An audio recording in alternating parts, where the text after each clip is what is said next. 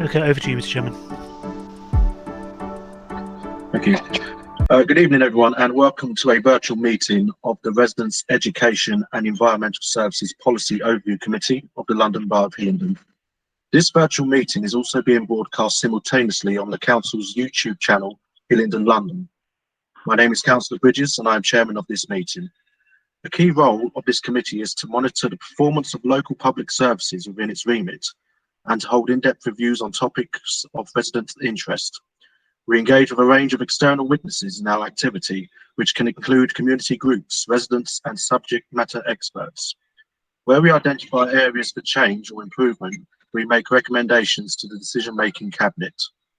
For those speaking during the meeting and intending to speak, please note that you will be filmed and any statements that you make will be recorded and made public. We'll quickly go on to online housekeeping rules. So please ensure any mobile phones around you are on silent. If wearing a headset, ensure a microphone is away from your mouth to avoid noise. Please keep your microphones muted when not speaking and then unmute to speak. And only one person may speak at a time, and I as chairman will call those to speak. We will go on to our attendance roll call. I'd like to do a call of the councillors present to confirm their attendance. Please indicate you are present when I say your name. The Vice Chairman, Councillor Morgan. Good evening, Mr. Chairman. I'm present. Councillor Kaufman. Good evening, Chairman. I'm present. Councillor Chapman. Good evening, Chairman. Present. Councillor Rodriguez. Good evening, Chairman. I'm present. Councillor Sullivan. Good evening, Chairman. I'm present. The Labour lead, Councillor Sweeting. Good evening, Chairman. I'm present and I'm very pleased to see you looking so well. Thank you very much, Councillor Sweeting. Councillor Mavis. Good evening, Chair. I'm present. Thank you. And our co-opted member, Mr. Little. Good evening, Chairman. I'm present. Thank you very much. Also, please can the officers present indicate that they are in this meeting. The licensing team manager, Daniel Ferrer. Good evening, Chairman. Present. Thank you. Parking Services Manager, Roy Clark. Good evening, Chairman. I'm present. School Places Planning Project Manager, Sarah Phillips. Good evening, Chairman. I'm present. Service Manager, Licensing, Food and Safety Regulations, Stephanie Waterford. Good evening, Chairman. I'm present. Environmental Specialist, Val Bill. Good evening. I'm present. Thank you. And the Director for Housing, Environment, Education, Performance, Health and Wellbeing, Dan Kennedy. Good evening, Chairman. I'm present. Good evening, Dan. And finally, the Democratic Services Officer, Neil Fraser. Present, Chairman. Thank you very much. In terms of technical meeting control, if any councillor leaves the virtual meeting partway through a period of time, example, a lost connection, I will continue the meeting unless we are not quorate. Quorum is 5 councillors. Importantly, any councillor who does leave the meeting for a period of time will not be able to vote on that item they were not present on. Details of the business to be considered today is shown on the agenda, copies of which are available on the YouTube underneath the broadcast. With that said, I now move on to apologies for absence, please. Yes, apologies received from Councillors Radia, please. Chairman, thank you. Thank you very much. Are there any declaration of interest in matters coming before this meeting? I see no members indicating. Councillor Sweeting. I have a non-peculiar interest. There's an item coming on the agenda concerning a school of which I am a governor. Thank you, Councillor Sweeting. I can confirm that all business this evening will be discussed in public and there are no part 2 items. So I see Mr. Little indicating as well. So Mr. Little, did you indicate?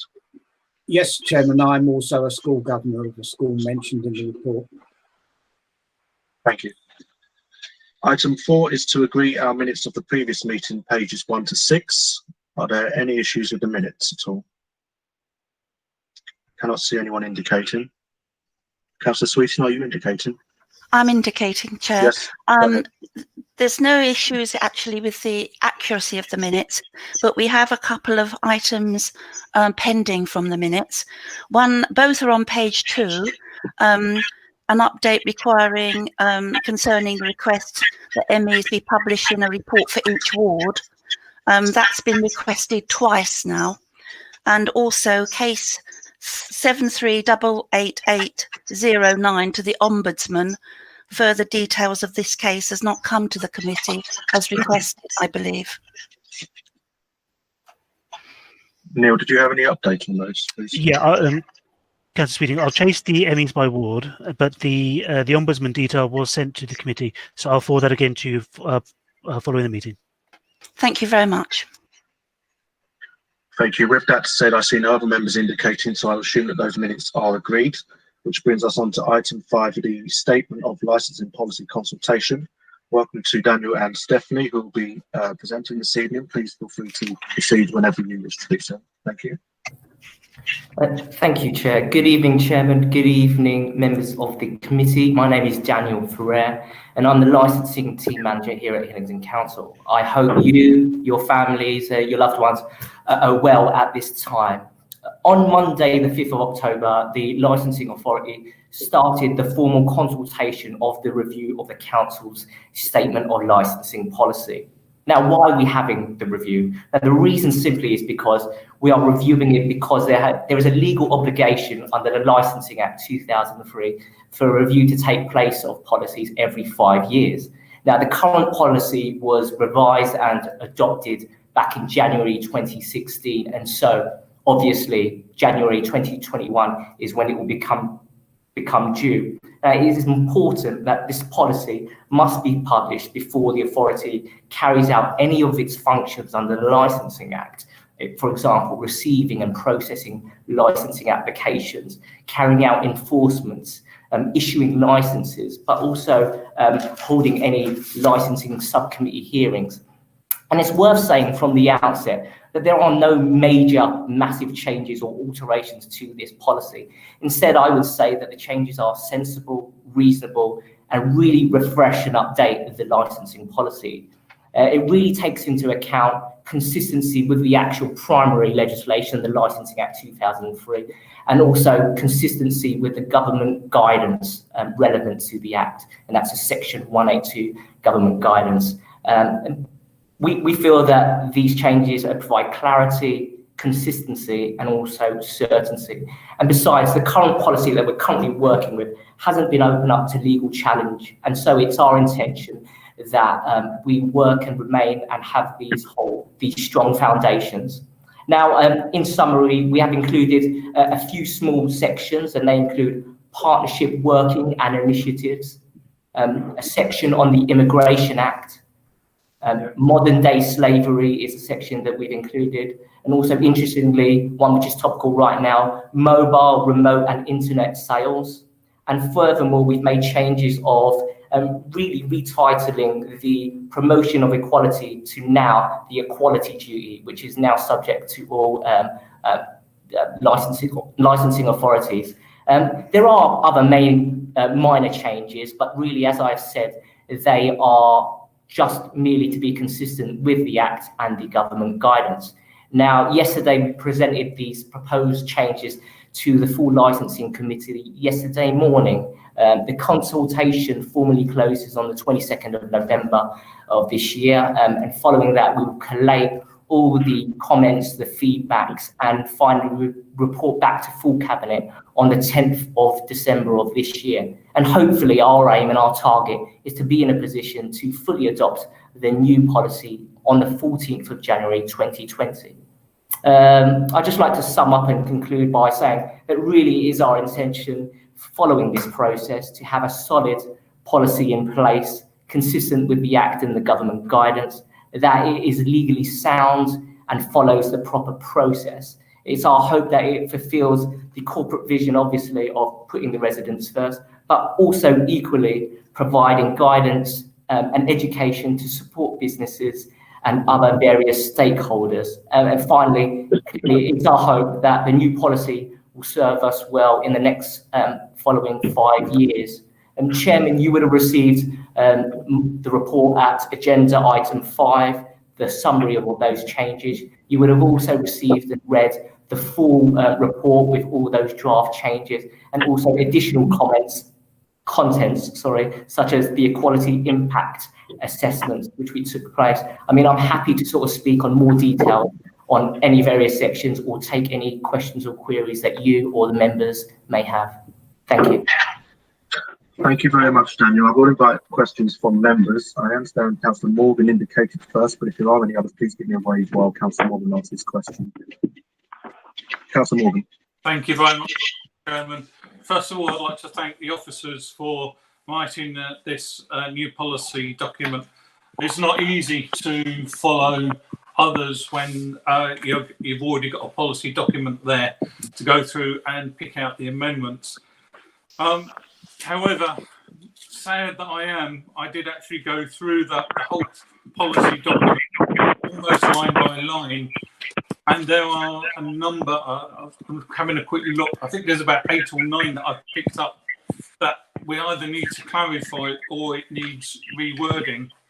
Mr. Chairman, through you, can I go through them line by line or that I've found, or how do you want me to process this? Councillor Morgan, I'm aware we have a long agenda this evening, so I would appreciate the questions to be kept brief. If you feel that it is longer than necessary, perhaps it might be worth emailing it outside this meeting. We could produce those answers at the next meeting. By all means, yep, I'm quite happy to do that. I'll send it as an email. Thank you very much. The officers concerned. And Thank you. I'll copy everyone in on my question. Thank you, Councillor Morgan. Councillor Sweeting, did you indicate? We do recognise that the changes are relatively minor, but there are a couple of issues I would require a little clarity on. One is part of the licensing policy. In what way does the council encourage areas to develop business improvement districts, as mentioned on page 23? As some high streets seem to be appearing much better and less run down than others, and it would be good to know what sort of encouragement some areas are having to enable their high streets to look a little bit less full of signs that are not needed, for example, and shop fronts that are looking very not at all good for their area. So there's a couple of items on page 23. That's the business improvement district, and also about the Best Bar None and the Purple Flag initiatives. It would be good to know a little bit more of that, and to know what the council is doing to encourage areas that maybe are not signed up to those to become signed up. Thank you. Thank you, Councillor. I mean, part of this policy redrafting was also having the aim for us to look forward into the future and find out where we want to explore and move into. And the schemes that you mentioned, Best Parnell and Purple Flag, are very much areas that we want to look into, because those two couple of schemes that you've mentioned really look at the standards of improving the evening economy and the nighttime economy. And similarly with bids as well, looking more into the future. But what I can say is currently what we have been doing in terms of bids is working closely with the High Street Improvement team, so headed by Helena. So we've worked quite closely with them with the new pavement licensing to ensure that when we grant, for example, pavement licenses, the furniture, the street tables and chairs are of a standard and a look that appears quite well. But really, those sections that you have pointed out are new, really to point us in the direction of an avenue that we want to pursue further. So it's really making reference to that and taking into account and really focusing on those initiatives and schemes. So it's very much a future reference where we want to point to. If I could just have a follow-up on that. Sure. What concerns me is that some areas of the borough have very good links with their businesses and their shopkeepers, etc., and others do not. And it's been quite difficult in areas that are, you know, my own area of West Drayton, to get the link set up. Yeah. And it would be very interesting to see, you know, the work that can be done to make that much more uniform, because what we want to see is all of our high streets of a very good standard and not just some. Sure. I mean, I totally agree with that point. And it makes me sort of think of the existing relationships that we have and which we're trying to enhance and build on. So for example, very specific to licensing are us having pub watches, and so officers are being more proactive attending and participating fully in terms of the Uxbridge pub watch as well. And so we're trying to educate and also build relationships in forums such as pub watches. So that's something that we're currently doing, but I admit something that we want to work further on. Thank you for that information. Thank you very much. I can't see any other members indicating they wish to ask a question. Now is your time. Councillor Mavis. Thank you, Chairman. I very much want to welcome the addition of paragraph 9, modern day slavery. Very, very much do appreciate that being included. Having council agreed that we would, look at this area and concentrate on advancing the referrals and the reporting of it. Yeah. I suppose my question is maybe not directly linked to the policy, but ensuring that in practice that there's training and that there's a review process annually or frequently to ensure that the licensing team, the licensing authority ourselves, are doing what we can to prevent this continued abuse of people. Yeah, I mean, very, very topical for us, and I agree. It's getting our officers fully trained on the information, building those relationships with police and community safety. But on a practical level, practical sense, us carrying out, even in this period of time, the last few months, we are visiting areas of the borough, not usually sort of visited, but also at different times. And there we are detecting issues. And so it's us saying, not putting blinders on or working in silos, but actually where we have detected concerns, not leaving it there at the door, but making the proper referrals to the authorities. So again, you've put it spot on. We've put it there purely for that reason, where we know that field officers can look at other issues, not just licensing. Thank you. Councillor Mavis, do you wish to follow up at all? Okay. No, thank you. I cannot see any other members indicating, so in which case we'll move on to our next item. Thank you, Daniel and Stephanie, for your attendance. You are free to go if you wish to do so. Thank you. Good evening. Thank you. Item 6 is our enforcement of parking management schemes, pages 71 to 90. A warm welcome to you, Roy. Whenever you're ready, please give your presentation to the committee.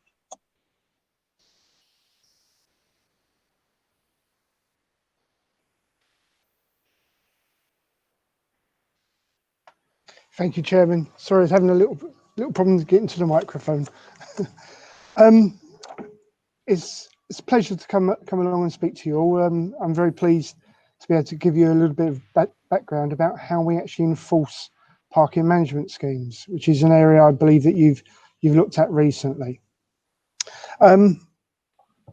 Just by way of background, parking enforcement was always traditionally done by the yellow perils, as they used to be called, the traffic wardens, and it transposed over to local councils, primarily in London originally, and they had a big bang Independence Day, they called it, 4th of July 1994, where the whole of London parking enforcement was decriminalised from that day onwards. Since then, it's been rolled out across to outside London. It hasn't been compulsory to take it up, and many authorities have worked with the local police authorities and decided when it would be best to suit the local area. Sometimes it's been just towns, sometimes it's been total areas that have transferred. Now, under decriminalised parking enforcement, it's no longer fixed penalties that are criminal tickets, but they were penalty charge notices which are decriminalised. So there isn't a court process, but there was a lot of legislation put in place to govern exactly how authorities would work. In the early days, and unfortunately I've been there since 1982, in the early days there was a lot of concern that the public would lose the right to be able to challenge properly, and so legislation was put in place to try and ensure that the public had a good way of actually challenging when they felt they'd been wronged and without having to go through the courts. In Hillingdon, when it went to decriminalised parking in '94, it was done by an in-house team. But in 2003, the council decided to tender that service, and it was I think August 2003. It went out to a private contractor. to actually undertake the patrols of the street and issue the PCNs. At that time, the council maintained the appeal process. So if someone was aggrieved with how a ticket had been issued, they came to the council for it, not to the contractor. That is still the same process now. The current contract is due to expire in August 2021, and we already started looking at kind of renewing that contract at this stage. There are no plans to change the appeal process at all, and it's all looking to stay within the council. Legislation would allow us to move part of the appeal process out into a contractor service, but we have found in the past that what happens when it goes out like that, people then don't feel that they've been given their voice looking at tickets. So we've always found we keep it inside, we look at it independently, we try to look at a ticket in the same way that an adjudicator would, so that we give everybody a fair crack at the whip, and we consider all the arguments someone puts forward. If someone does challenge a parking ticket and we disagree with them, we write back to them, we tell them why we do that, we try to answer every single point they have. Legislation gives them an option then to challenge it further, so they can challenge it formally if they want to, and they can put any further points forward. And if they were still unhappy, they would then have access to an independent adjudicator at the London tribunals, and they look at it, and their decision is binding on both of us. They look at all the arguments put forward by both parties, and it's quite an informal process. So it can be done in person. The person can go along and talk to the adjudicator. They can put something in writing, and the adjudicator will consider their points. And they do work on the basis that they don't expect the public to be kind of dictating legislation. They try to listen to it on a common sense basis. So it is an easy service for them to access. There's no charge for them to access either. So, and if the adjudicator's decision is they must pay the ticket, then they give them time to pay it in the way they would normally. And if they decide that it should be cancelled, they direct us to cancel it. In Hillingdon, we have, it's 24 distinct patrol areas. In Ruislip, we have Uxbridge, sorry, we have Ruislip Manor, we have South Ruislip, we have Ruislip High Street, Uxbridge, we have Uxbridge South, Uxbridge North, Central Uxbridge, we have Hayes, and we have a number of mobile patrols. Some of the patrols are done by foot patrols, that's the majority of them, but we also have a number of mobile patrols, which are people on motorbikes, or mopeds rather than motorbikes, but they also patrol in cars. And generally we operate from 6 in the morning till 10 o'clock at night. If outside hours, kind of 10 o'clock to night, we often get calls from residents saying, my drop curve is blocked, can you assist? And if that was to come in at 5 to 10, the officers would stay on and they would deal with that. It's not a case of it's 10 o'clock, we're going home. We operate 364 days of the year. We don't operate on Christmas Day. We deploy about 250 hours of patrols per day. Our contractors got approximately a staff base of about 50 staff to enable them to roster and meet those hours. We do still operate on Sundays and bank holidays, but at a reduced level of about 70 hours on each of those days. Excuse me.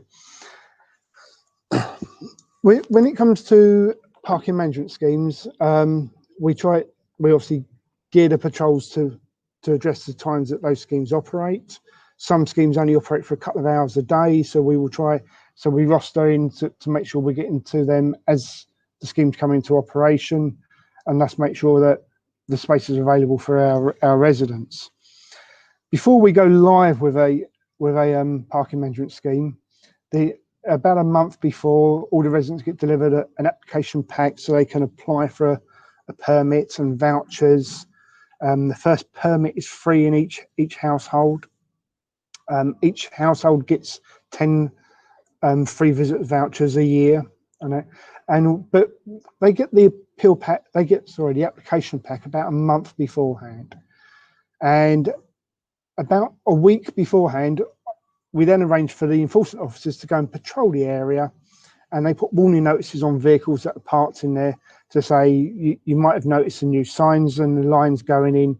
This is when the scheme will go live. Please ensure you're parked legally from this date. Sometimes that acts as a reminder for them to go and get their permit, but it also we're trying to make sure nobody misses it and parks there without knowing that there is a scheme going live. We have quite a lot of stop and shop schemes outside a lot of our parades, and generally they have a 2-hour time limit. There are some have 4-hour area limits as well, and we try to patrol them to make sure the vehicles are turning over. And so there's always, if a visitor comes along to the shop, they've got a good chance of actually being able to park and use the shops. Now, across the borough, we have a free park in half an hour. It's in most places in the borough, but not in the very, very centre of Uxbridge, because it's so busy and demand for parking is so high. But generally that allows people to go in, and if they're going to get a paper, pick up a little bit of shopping, they can do it at no charge. All they need to do is just go and obtain a free ticket from the pay and display machine. I have attached to the report an appendix showing the various areas where there are parking management schemes and stop and shop schemes with the codes, just so you could get a kind of an idea of where they all are. Obviously the borough's very large, so it is sometimes a bit of a challenge to actually get up and down the borough, which is why we tend to use a foot patrol in the centre area, such as in the centre of Uxbridge, and then we'll use a mobile patrol on the outer areas so they can cover the areas better. And if there's any schemes that are 1 or 2 hours, they have a chance of actually getting there while the scheme's still in force and stopping people parking there illegally. I always use what I term that when I send an enforcement officer there, I want them to go there and take appropriate enforcement. Now, appropriate enforcement doesn't mean put a ticket on everything. It means enforce the regulations. If there's a car parked in contravention, I expect them to deal with that. If it's a case of, sorry driver, you need to move on, you're not meant to be parked there, but they need to move on. If they don't, then they would get a parking ticket. We've never been, this council's never been very hard pushing on tickets, as is sometimes reported in the press in other areas. Our stance has always been we want to manage the congestion, we want to keep the roads safe, and it's not about getting tickets and income from parking. One area that is a big concern that comes to us quite often is parking outside schools. We get lots of reports from residents saying there's people parking across my driveway, there's people parking in my driveway. The council introduced in 2016 automated cameras to enforce the school zigzags, and then but what we do, all the officers that are deployed generally during the start and finish times of the schools, they are deployed outside schools. Now we've got 100, I think it's over 100 schools, and we can't physically be outside everyone every time. So we have a rota, so every school gets visited on a regular basis. If we get reports about particular problems, then we will increase the level of patrols for a few weeks to try and break those bad habits. But we try not to react to the one school that shouts loudest to the detriment of all others. We're trying to share our resources across the borough so that if someone parks outside a school in residence areas, they have a good chance that they're going to see a parking attendant and civil enforcement officer, slip of the words, back to 1994. And you know, we're trying to deter them from parking here in the future. There's in the parking industry, there's very often a belief that their pay is linked to the number of parking tickets they issue. That's not the case.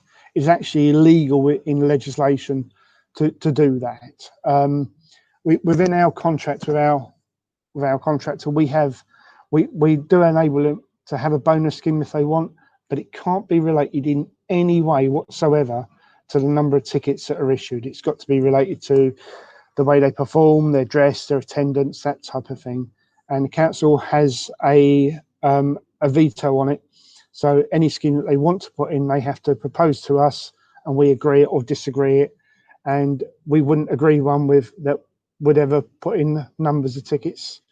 And so, you know, it's contrary to popular belief, there is no bonus scheme in place. And you know, it's something that we would not deal with at all. We do CCTV enforcement. Primarily, it's outside schools.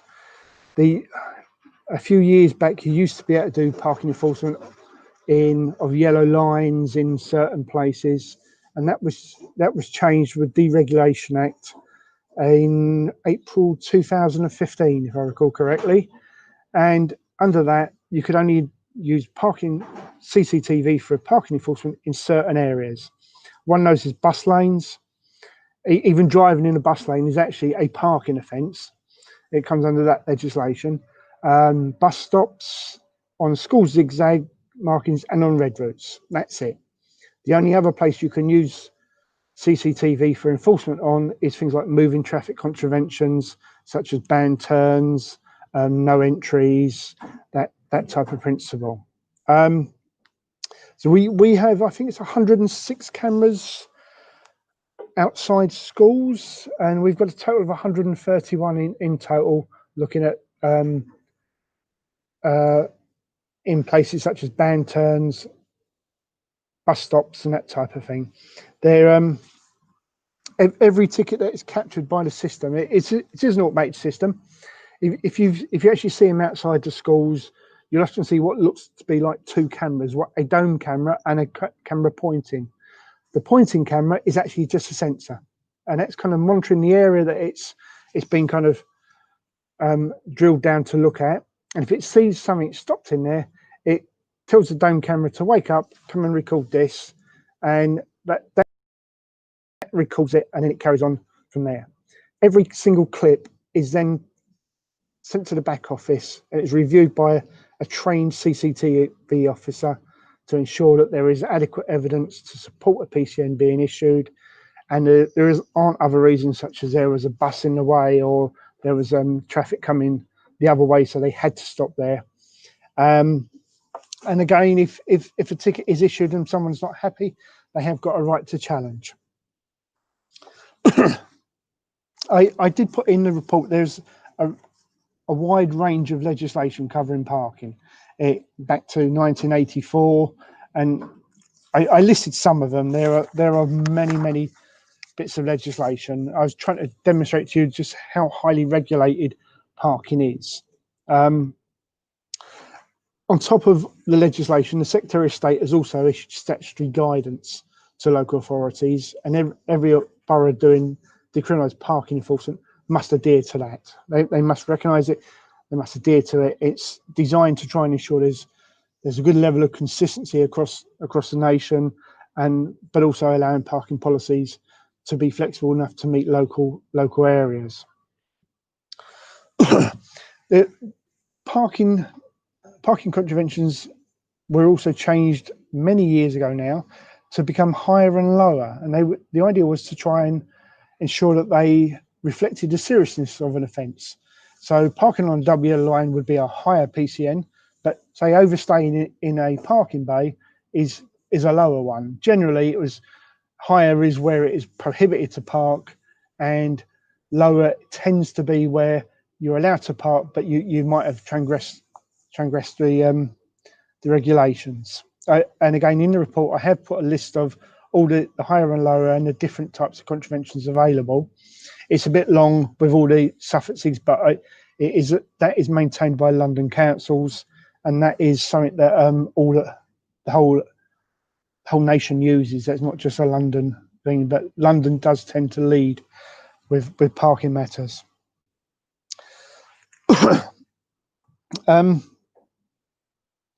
That's kind of where I got to with parking. It gives you a kind of a brief overview of how we work. I hope I've managed to kind of explain to you that we are looking to try and ensure that we're maintaining, we're targeting the congestion and safety, because that is what we're actually working for. Thank you very much, Roy. I would invite members now for questions. Are there anyone who wishes to ask a question to Roy? We'll start with Councillor Kaufman. Thank you, Chairman. Hi, Roy. There's just one point I wanted to go through, and that's parking on pavements. Now, it's either one wheel or two wheels on the pavement or four wheels on the pavement. Now, if it's an offence to park on the pavement, why do our caged lorries park four wheels on the pavement? I'm just wondering what the legislation is on this, Roy, so I can be clear. I thought it was illegal to park on a pavement, but over to you, Roy. Thank you. Okay. Footway parking is a bit of a bone of contention. There's actually a consultation underway at the moment under the GLC 1974 Section 15 Act. They prohibited parking anywhere on the footway in the whole of Greater London unless the council permitted it. That only applied to London. Now, it's outside London, it's the reverse. You're allowed to park on the footway unless they specifically put a sign up prohibiting it. And there is a consultation underway at the moment. I think that there's been a kind of a pressing need to try and get those two working together, both London and nationwide, but there is a consultation underway. Our vehicles shouldn't be parking on the footway with 1, 2, 3 or 4 wheels, but and if you'd like to send me some details of where they are, I will certainly deal with that. When you say our vehicles, I'm assuming you're meaning Hillingdon vehicles. Yeah, I am, Roy. Yeah. Okay.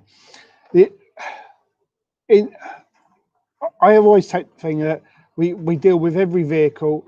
That my stance with the parking tent, the civil enforcement officers, is they deal with every vehicle they find in the order they find it.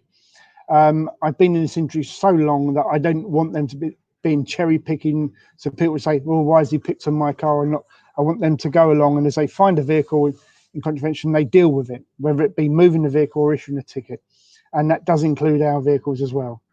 So it may be that where you're talking about, they are permitted to park on the footway, but if they're not, I will certainly address that issue if you'd like to share that with me after the meeting.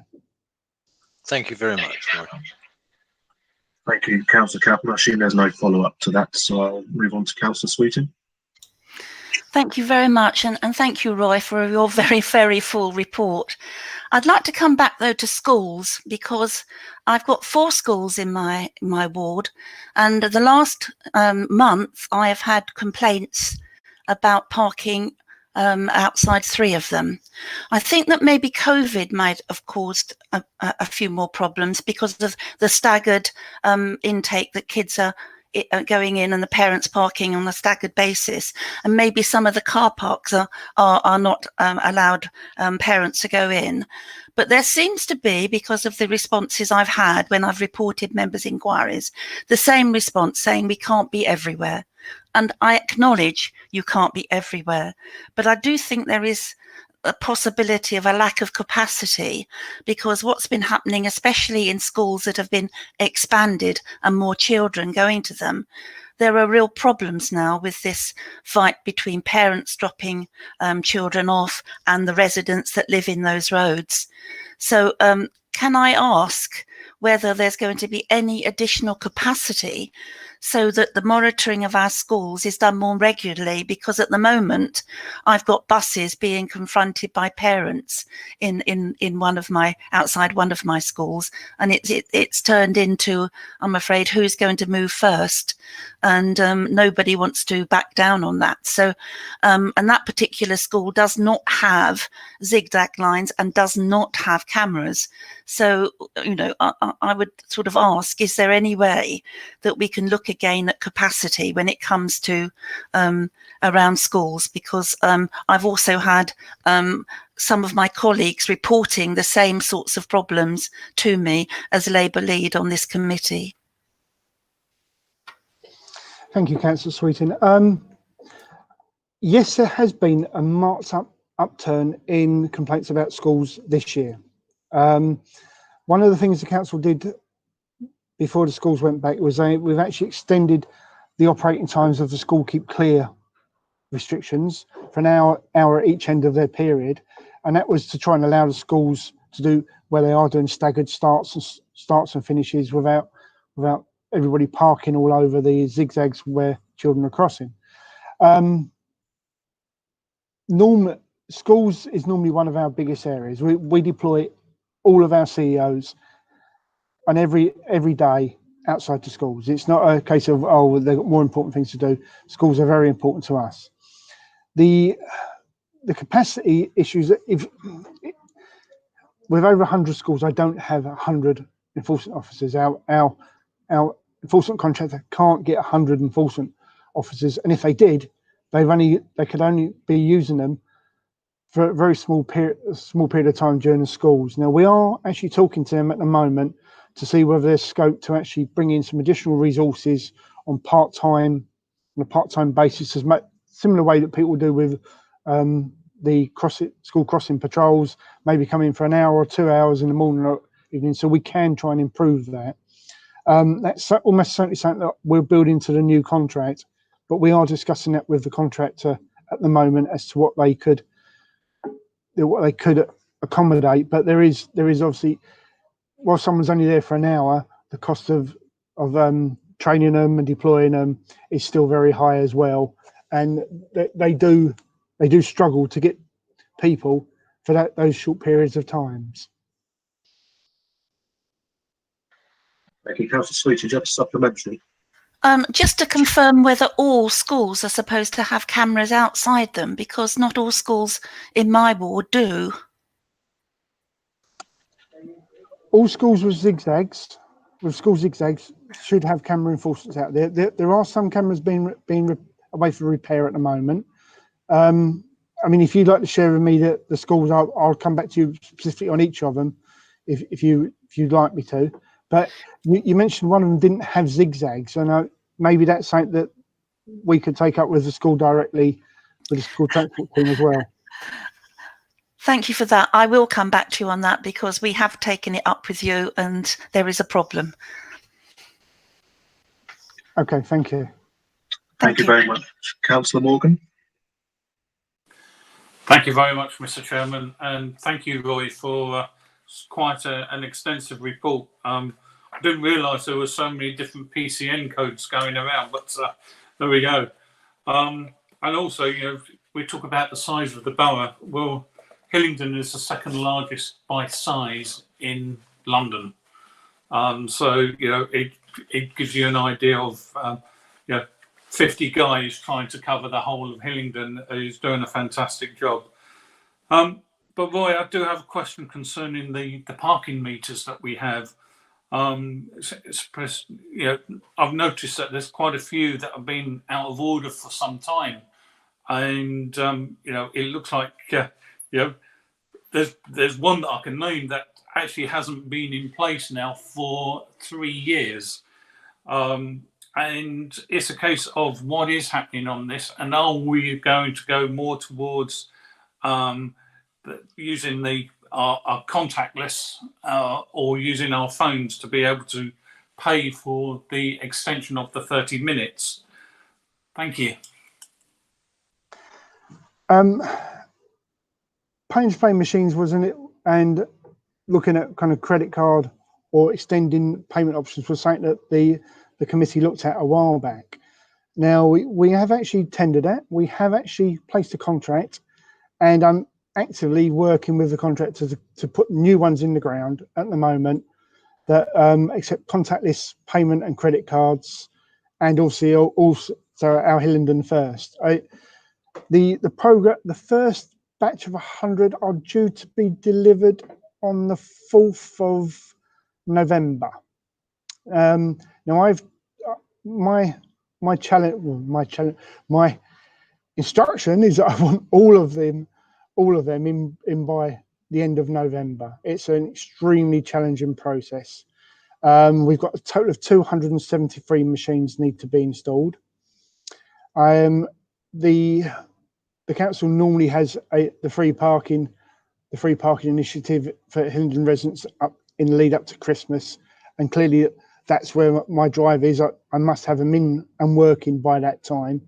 Otherwise, I don't want to have machines that aren't going to work for that. I had a meeting with the contractor earlier today, and I've seen plans for, I think it's 211 being in by the 3rd of December and operational. And those are all the ones that would be affected and will be needed for the free parking period in Christmas, with the remaining coming in over the next couple of weeks in December. What we're going to be doing is installing, you'll see over the next few weeks, they'll be installing bases next to or very close to the existing ones.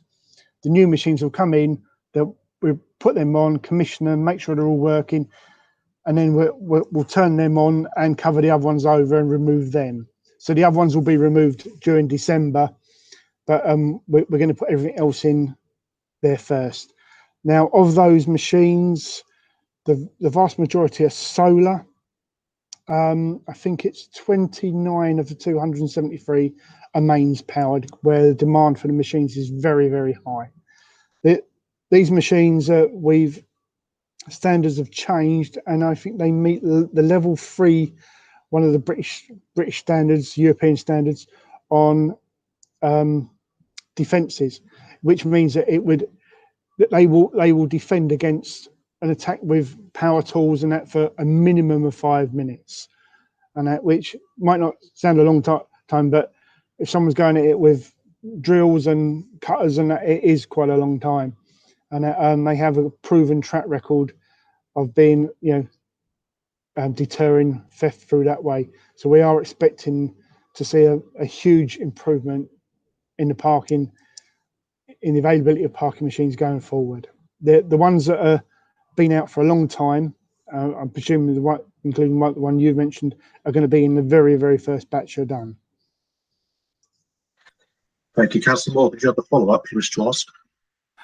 I do indeed. Thank you very much, Mr. Chairman. Just a quick one about the stop and shop schemes.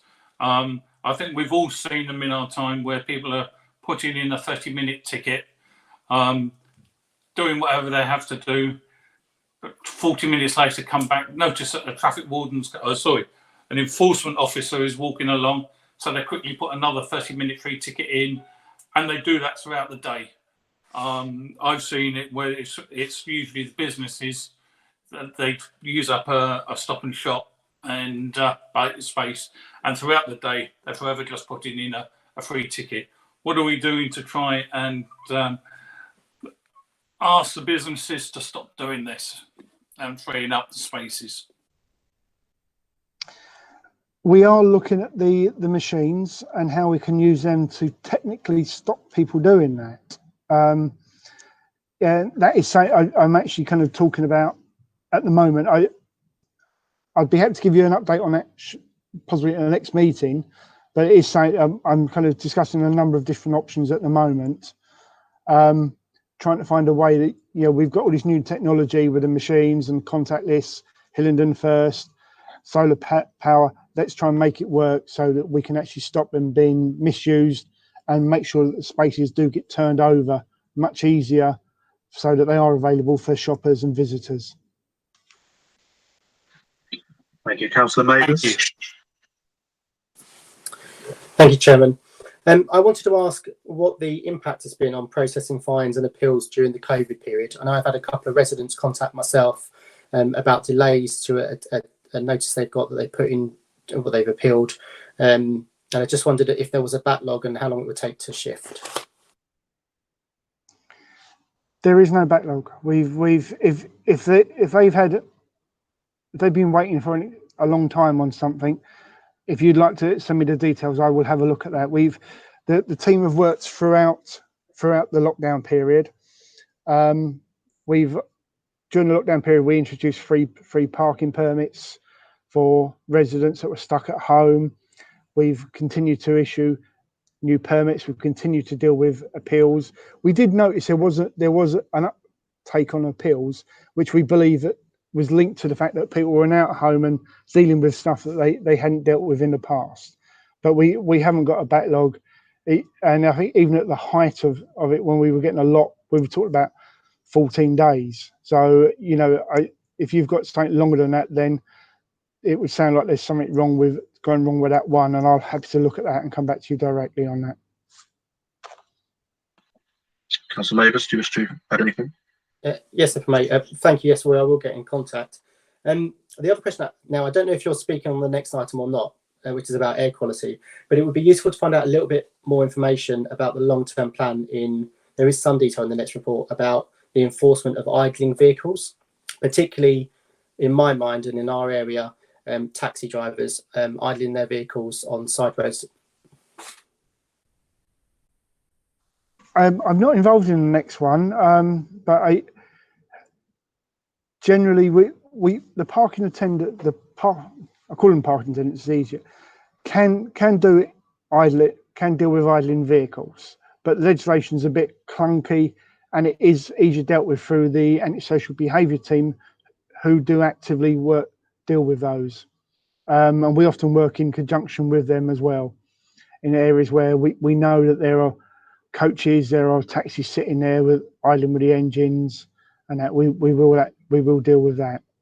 We have worked with them in the past where we've had issues where they've been parking in residential roads and causing nuisance, and we've gone along, we've gone out with TfL, but who are the licensing most of them, and actually tried dealing with it as a joined up exercise. But primarily the antisocial behaviour team are the ones dealing with idling vehicles. Thank you very much. I'm sure Bear will talk more on that in the next item. Right, thank you very much for your attendance this evening. I don't believe there's actually one more. Councillor Sweden, would you like to finish this off then, please? Thank you. Thank you very much. Can I talk about your patrols? Do they take into account the sort of population density of an area? I say that because in your intro, you mentioned Ruislip a few times. You mentioned Uxbridge, you mentioned Hayes, but you didn't mention my area, which was West Drayton. And because we've got so many additional properties in my area, and we have got real problems with parking, especially with parking management schemes that are now on hold, that I was just wondering whether your patrols are matched to, if you like, the density of a certain area, or is it just evened out between this very long and thin borough of ours? Slip of the tongue, I'm sorry. No, generally, I've got quite a lot of experience in the parking area. We look at my team that work with me. We understand enforcement. Your area is enforced as well. I get lots of, I could name a few areas. They're actually located somewhere very near to you on their base, so they come out of there very often. But we do try and target areas where we know there are problems. Where we have major shopping centres, yes, such as Ruislip, Uxbridge, there is a concentration in the middle there, but West Drayton usually, and that is visited just as frequently. And when new restrictions come in, we always work with the transport team, and we sit down and we look at what's going in. And we will if we need additional enforcement patrols, we will put extra staff in if needed. And if you've got particular areas of concern, I'm happy to have a look at those. But I can assure you, we do enforce in your ward as well. Thank you very much. Yes, I realise you do, and you do a marvellous job. So I'm not really getting at you. It's just that with so many additional properties, we have got additional cars, and they're parking in all sorts of places. Thank you. Thank you very much, and thank you, Roy, for your attendance this evening. You may go if you wish to do so. We will now move on to our next item, which is the update on air quality in Hillingdon. Good evening to you, Val. Whenever you're ready, please give your presentation to the committee. Good evening, and good evening all to your councillors. The previous RESPOC committee made a number of recommendations on what we should be looking at when we reviewed our air quality action plan, which was taken forward last May. Now, this report, what I've tried to include in the report, I do apologise if it's a little bit lengthy, is to go through your recommendations, how they were actually incorporated into the air quality action plan, and then to concentrate on the RESPOC recommendations as to what's happening in each one.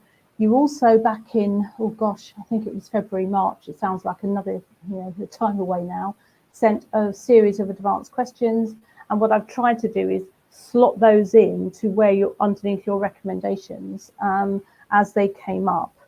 I also gave some extra information. I hope you didn't actually ask for it, but I hope you found it of interest, which was the impact, of course, of COVID on air pollution.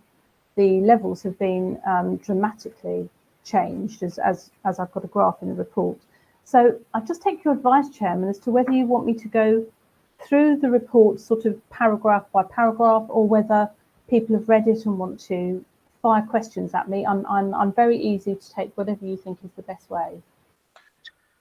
Thank you, Val. I believe and hope that all members have read the reports and therefore would not need a full in-depth summary of what we've already got in front of us. But okay. I would, unless any other members disagree, I propose we just go straight to questions, unless there's any points that you wish Val to comment on further. I'll just look and see if there's anyone indicating. No, not really. I mean, if I can just advise the committee as well, some recent information from the GLA. Even before COVID plummeted things, obviously the car use, which means our air quality around us is actually improved, ironically. The economics aren't, but the air quality is. But in 2019, the GLA have just finished their in-depth analysis on the schools. Now, all of our air quality action plan and all of our school, the stuff that you asked for, the pollution list, was all based on their previous report. And what they found in 2019, so last year, that literally has just been published, is whereas there was 455 schools throughout London in polluted areas or high areas, and as you see from my report, we're lucky that we haven't got them in those very high levels. But now, in 2019, it dropped to 14. So things like the ultra low emission zone coming in and things like that have actually already beginning to start to hit the pollution levels. And the graphs where members asked about, are we seeing a trend, are beginning to see that there is slowly a trend to actually improvement. I mean, it's taken years and years and years, but it might finally be here. But I'm very happy to take questions, however you feel is best. Thank you, Val. Are there any questions from members? I'm looking on my screen. We'll start with Mr. Little. Hello. Good evening. Good evening. Thank you, and thank you for the informative report. You're welcome. The Appendix B lists the schools with the levels of pollution for those schools. Have the schools been made aware of them, and is that used as a way to induce them to increase participation in the travel plans? Because there seem to be only a very limited number that do have these travel plans, or at least have grades applied to their travel plans on page 95. Oh, right, okay, yeah, yes. Now, the school travel plan team obviously try to work with all schools across the borough, almost regardless, because every school has a right to their time.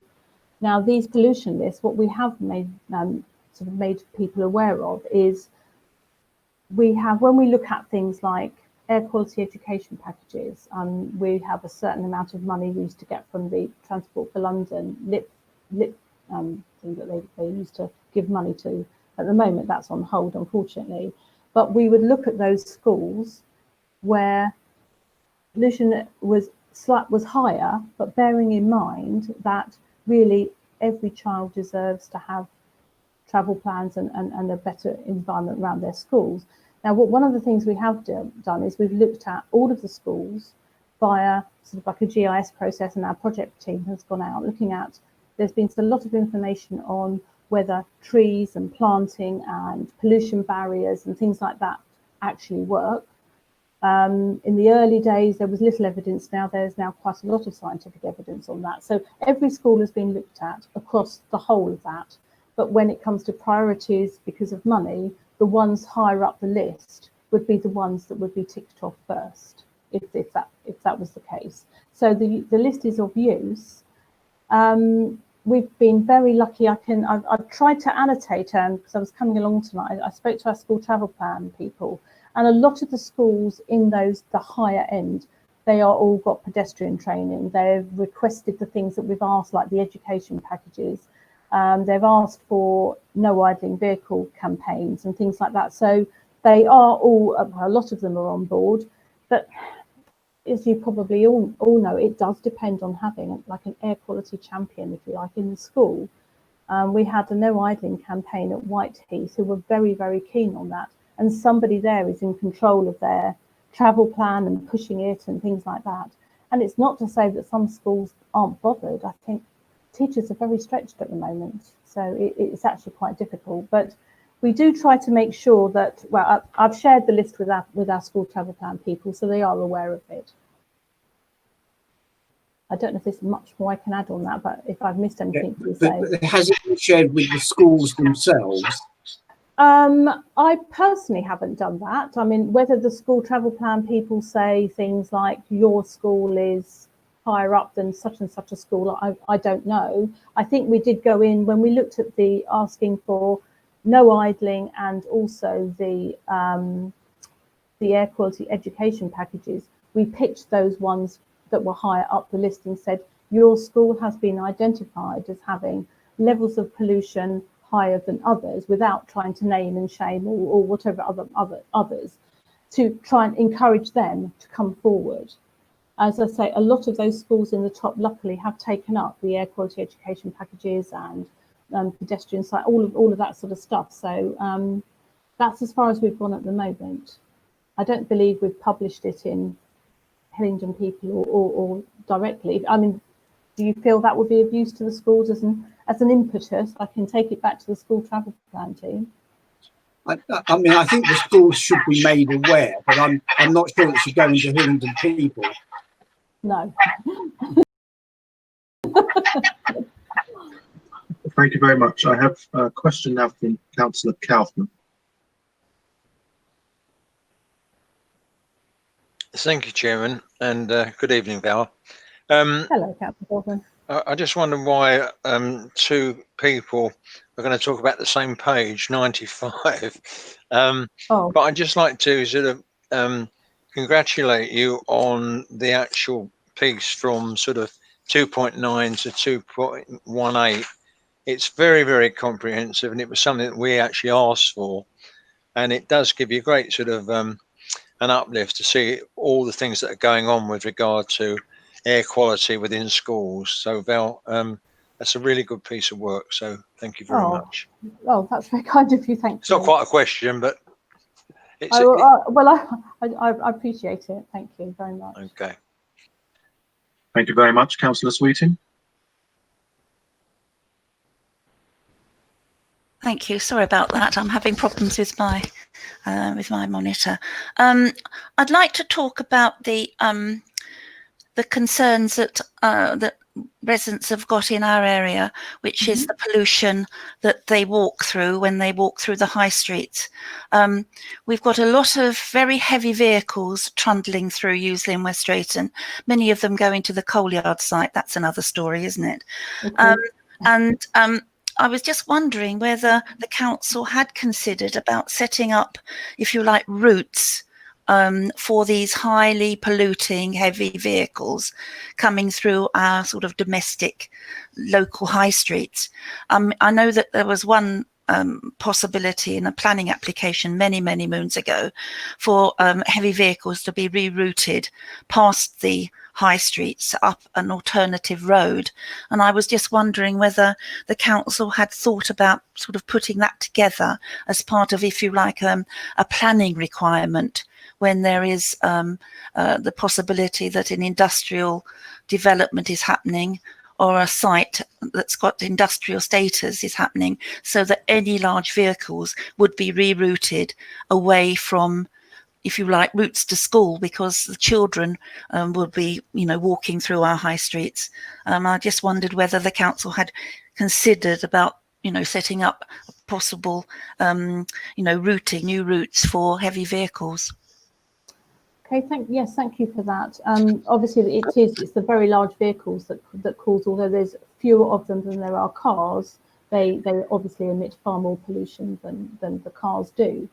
A couple of things about them, which is good, is there's going to be a tightening of the London low emission zone standards that comes in March 2021. It was meant to be this year, but COVID, as everything, has sort of pushed everything back because there's economic consequences for businesses obviously getting cleaner vehicles. So that there is a control on getting those as clean as they can, but I appreciate the fact if you've got certain numbers of those, however clean they are, trundling through our roads, that's a different matter. Now, there used to be something called the London Lorry Ban. I don't know if that's still in existence, but I can find out, where lorries are banned from certain roads. So I can certainly find out if we used to do it. I think it's the London. So I will find out that for you and come back to you if I may. Now, as far as planning applications is concerned, we have mentioned as air quality people about when you look at the final thing, which is there is perhaps an economic benefit, as you say, for industrial places and things like that, that we as air quality people would much prefer all of those HGVs not to go anywhere near our residential areas. We would rather push them onto the larger roads, the motorways, the strategic network, and keep them away from our residents. Now, how we can do that, I think, would be through traffic orders and things like that. For example, we had one in Ruislip. I know there was one. Sorry to use Ruislip again. But it's okay. I know it's there. But there was one where they did ban lorries from going down a road which passed a school. And so they can, I think their traffic management orders have to be put in place. So some of it could be the fact that it's a case of asking the question. Now, through your area, like West Drayton and Dewsley, that road is it's in one of our focus areas, our air quality focus areas. So what we're doing at the moment is trying to go around the whole borough using the south ones first, just because they're more polluted, and to try to draw up air quality focused action plans. So what can you do to improve the air quality in that area? What can you do to protect the people from that area? You mentioned people walking down streets. Is something I put in the report, showed it was a joint action with our flooding team, who were worried about a place in Eastcote where there was flooding on a road. Well, so they built out what I think you've seen the pictures in here, the flood alleviation scheme with the planting. But also what that does for air quality is it automatically makes sure that everybody is knocked away from the roads, away from the side of the road, which is where the majority of the pollution is, and back towards sort of the end of the pavement, if you like. Then we had one in, I think it was in Hayes End, where one of the town centre parade schemes has made sure there are barriers in place, and there are hedging would be your best bet. But I know with things like that, we muck up into like sight lines, because you have to be, people driving have to make sure they can see pedestrians who might be running out. So it's anything we can do to sort of make that bigger as well. Is always a good thing for planning. So that comes into it. But I'll certainly find out about the lorry ban and also the routes, because we mentioned this on a couple of our recent planning applications. I can't say which ones because they're still live at the moment. where we said, please can the lorries from this place avoid our air quality focus area. What I'm not sure is how one enforces that. So that is something I can go back on. Do you have a follow-up, Councillor Sweeting? Yes, I do. Page 104, paras 2.42, 2.43 shows that the position of the air quality monitors is absolutely vital. As if they are positioned higher, they don't really monitor the levels of pollution. So how is the council ensuring that monitors are placed at a level which will accurately record levels of pollution? I realise there's all the issues of vandalism and being put out of the way, but if we're not actually monitoring properly, accurately levels of pollution, because we've put our monitor too far up, so it's monitoring the birds rather than down at street level, then it's not giving an accurate picture of where the real problems are.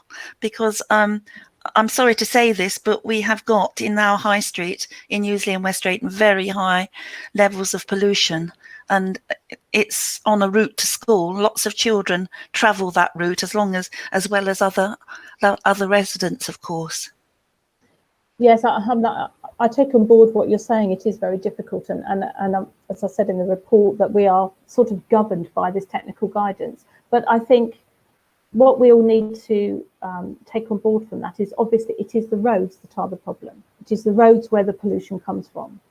And so what we've got in air quality in West Drayton and Newsley, we have got some of our pollution monitors along the high street, and they are registering above. They were above the limit value.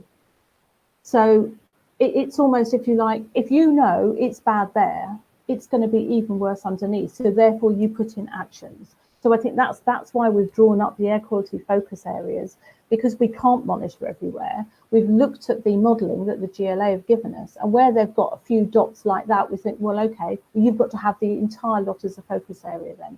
Then once you've got a focus area, it helps you with trying to get actions to bring those down, but it also informs the planning process, because what we've put into the planning process is that if you've got a development in an air quality focus area, we want it to be better than just being air quality neutral. It has to have other things in place because the levels are already unacceptable.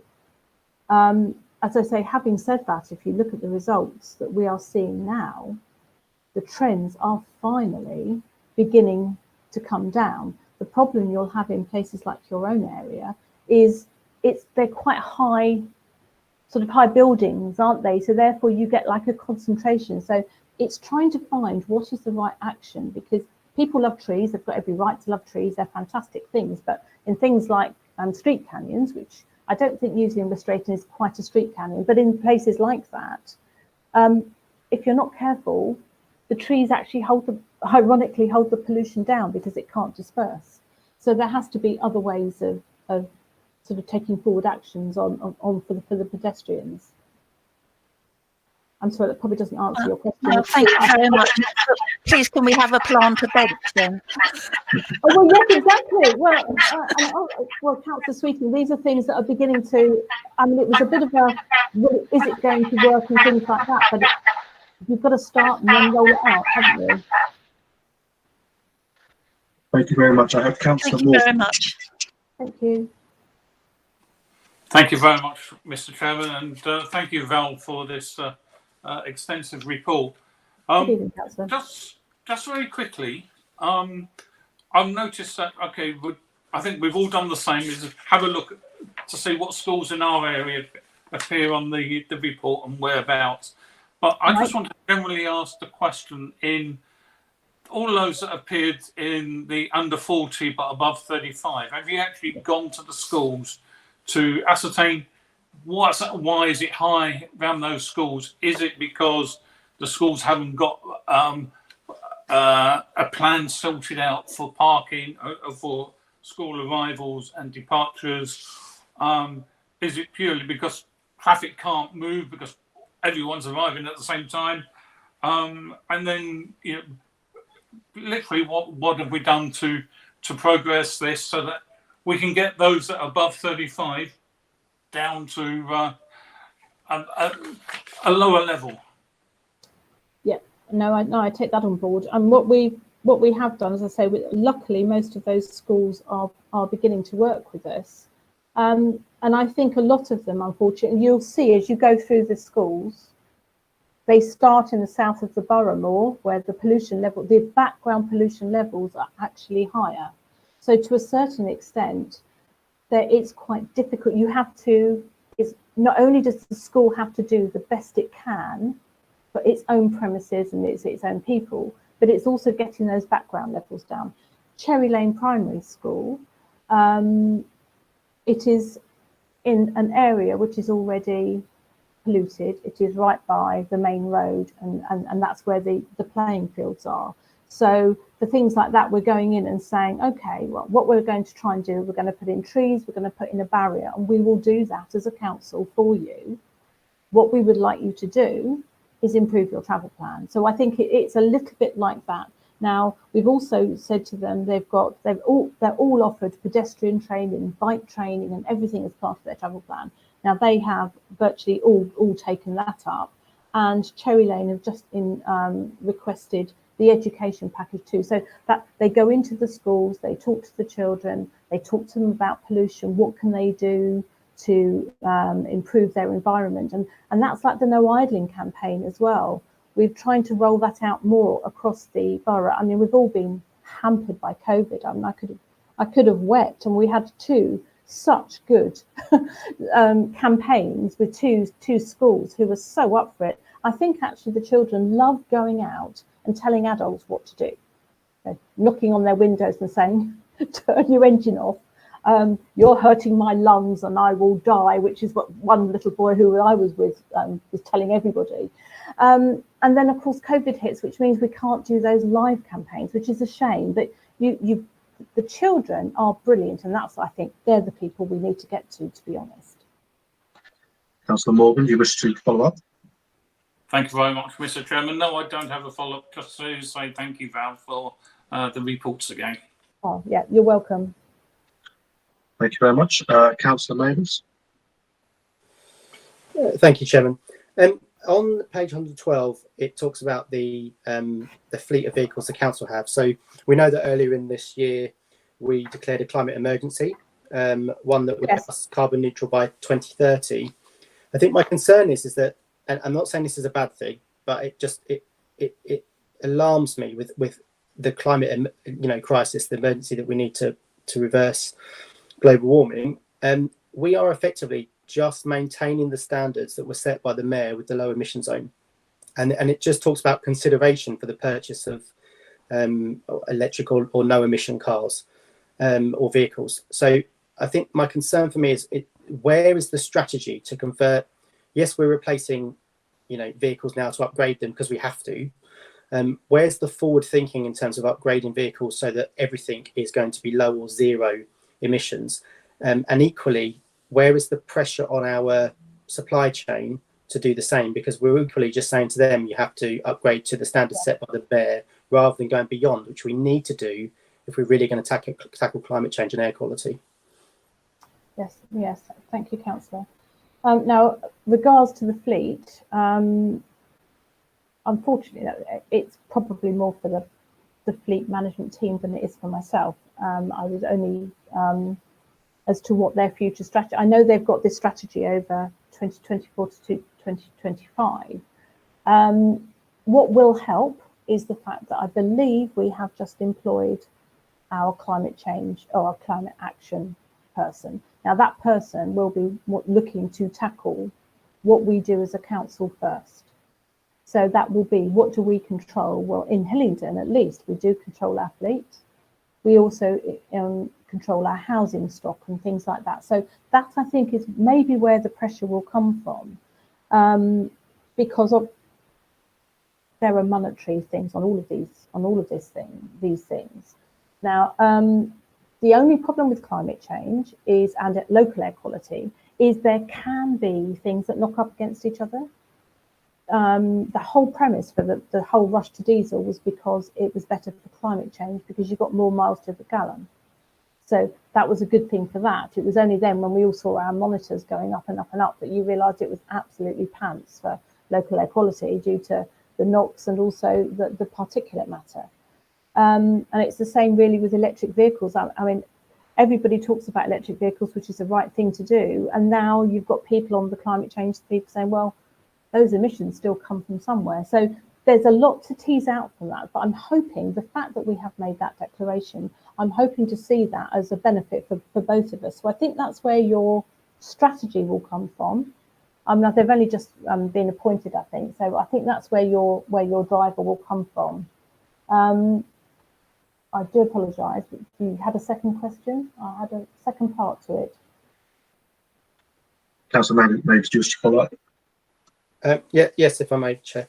I mean, I'm sure we're all concerned about climate change, and my particular concern is the weakness in our climate change declaration that we made, that it considered the supply chain and it didn't include the whole area of Hillingdon. So there's definite pressure on us to reduce climate, which also should, I accept the diesel point, but it should improve air quality, and air quality frustration is beyond sensible limits.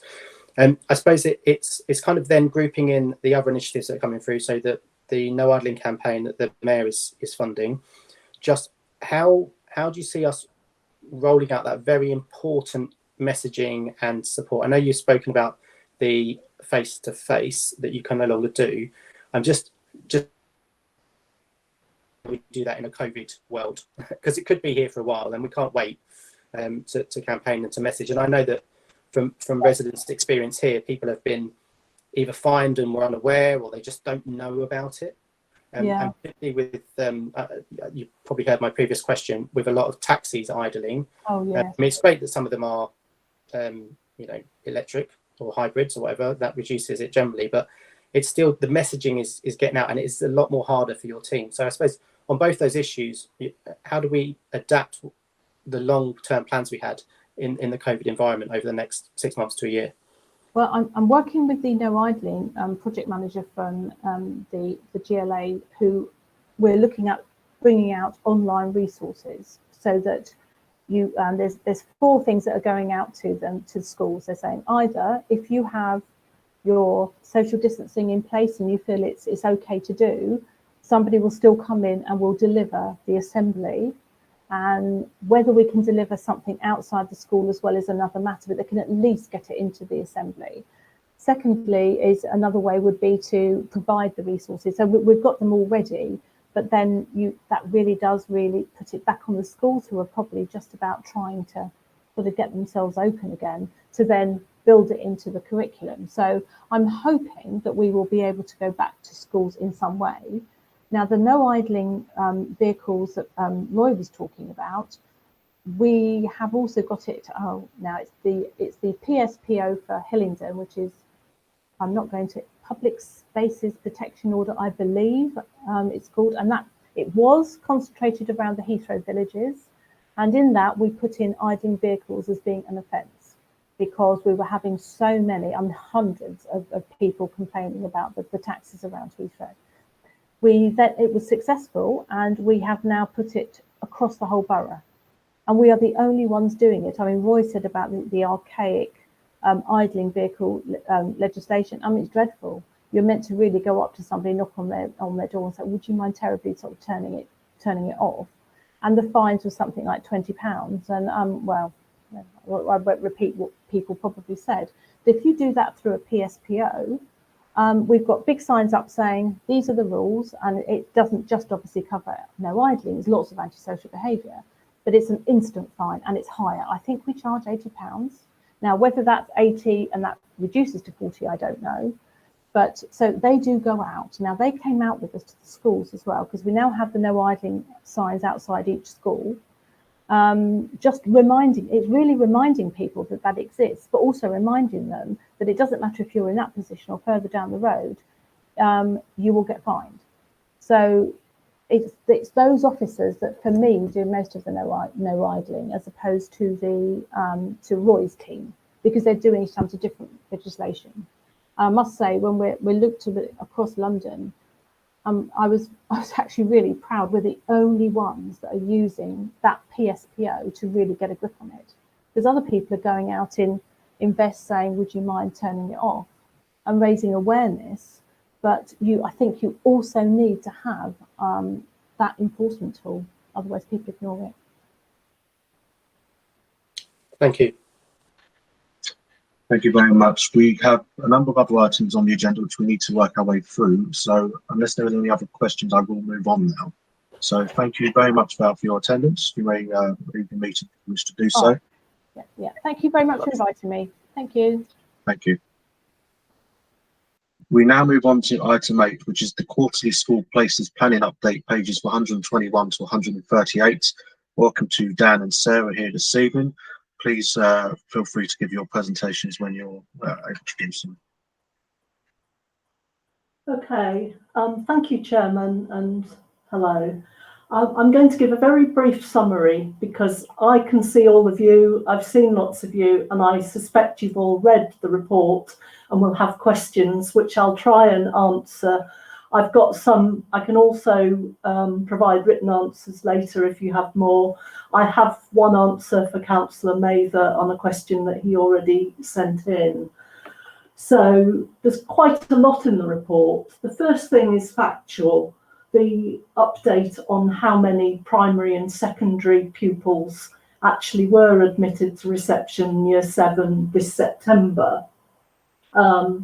It still shows the growth in secondary numbers, which we expect will continue for at least 7 years, and a sort of stability around primary numbers, although in the long term there will be a slight decline, but we're not really seeing that yet.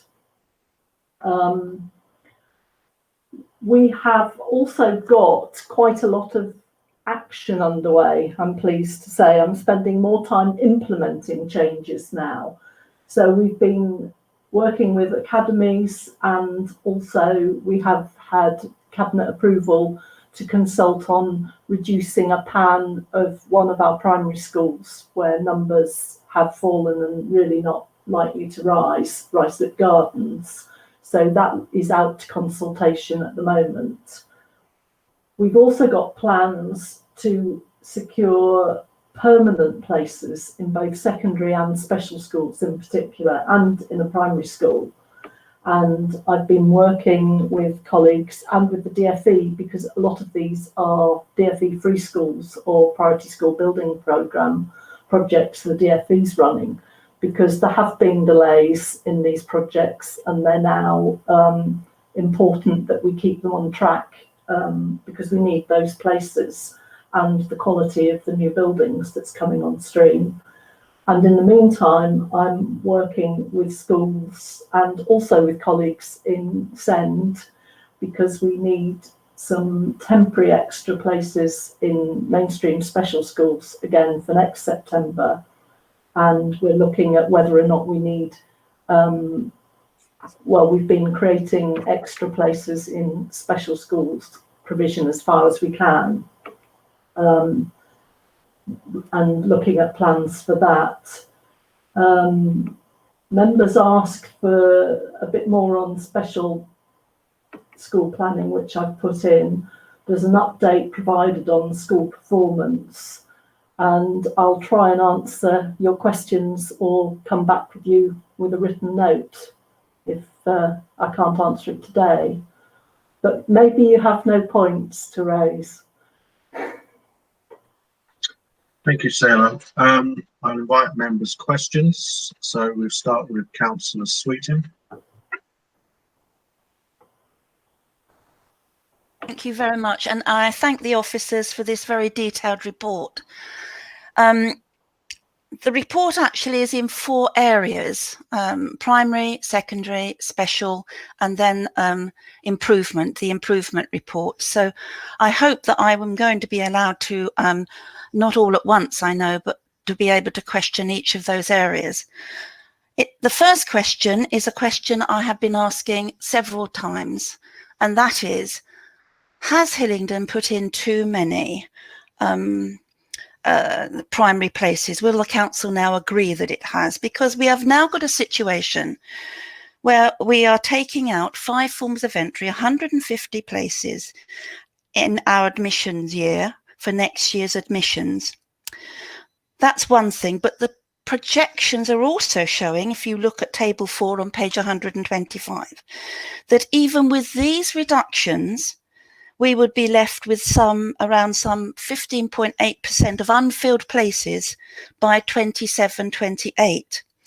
And that, remember, is far higher than what the DFE recommends, which is 5%, that magical 5%, which has become very much more important now. So we are having a lot of our schools that are struggling with these reductions in numbers of children coming in. So we are taking out 5 forms of entry. We are likely to be looking again at taking out more. So will the council now accept that we have put in too many places? I can answer some of that. I've not been here all along. The extra places have been added over the last 10 years, and at each point, officers have had to work out what would happen, what's most likely to happen, and for primary schools in quite small areas. And at each point in time, those places were thought to be needed, and at some point in time, most of them have been needed. No. Now, the question is, which ones can we reduce? And also noticing, as I've mentioned before to the committee, that there's some shift in the number of primary parents choosing schools that are further away from their homes. We've had quite a drift of parents from Hillingdon area, middle of Hillingdon, but wanting to go to schools, for instance, in Uxbridge. Now, the whole system, unfortunately, is predicated more on parental choice than it is on efficiency.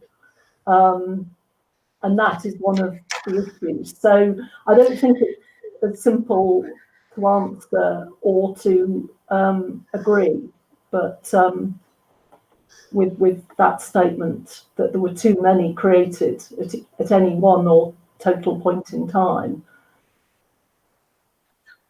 Councillor Smeaton. I have got a follow-up on primary, if I may, Yes, before we go into secondary. I know that others will be coming in, but we have a situation where a school that I know very well and other schools are severely struggling with class sizes and class organisation due to them having an expanded PAN, which has just not got anywhere near filled. The report says that there are quite a few schools that have got a whole form of entry that's not been filled. And the one school I'm talking about has got more than one form of entry. So I'm asking, what will the council be giving to these schools? What support will the council be giving to these schools as the schools, it's not of their making that the children have not turned up, because there's just not got the numbers of children in the area that have actually materialised, although the places have been put in. The question, I know that you might not, I don't think you're going to be able to ask, but for some schools, even with a reduction of PAN, there's still going to be a major problem with their class organisation, which has an implication for their performance. I think there's two things that I've perhaps mentioned before. Some of the schools, some of the primary schools, a small number, are serving actual old villages or new, quite distinct and isolated areas. And unfortunately, they have different numbers from year to year.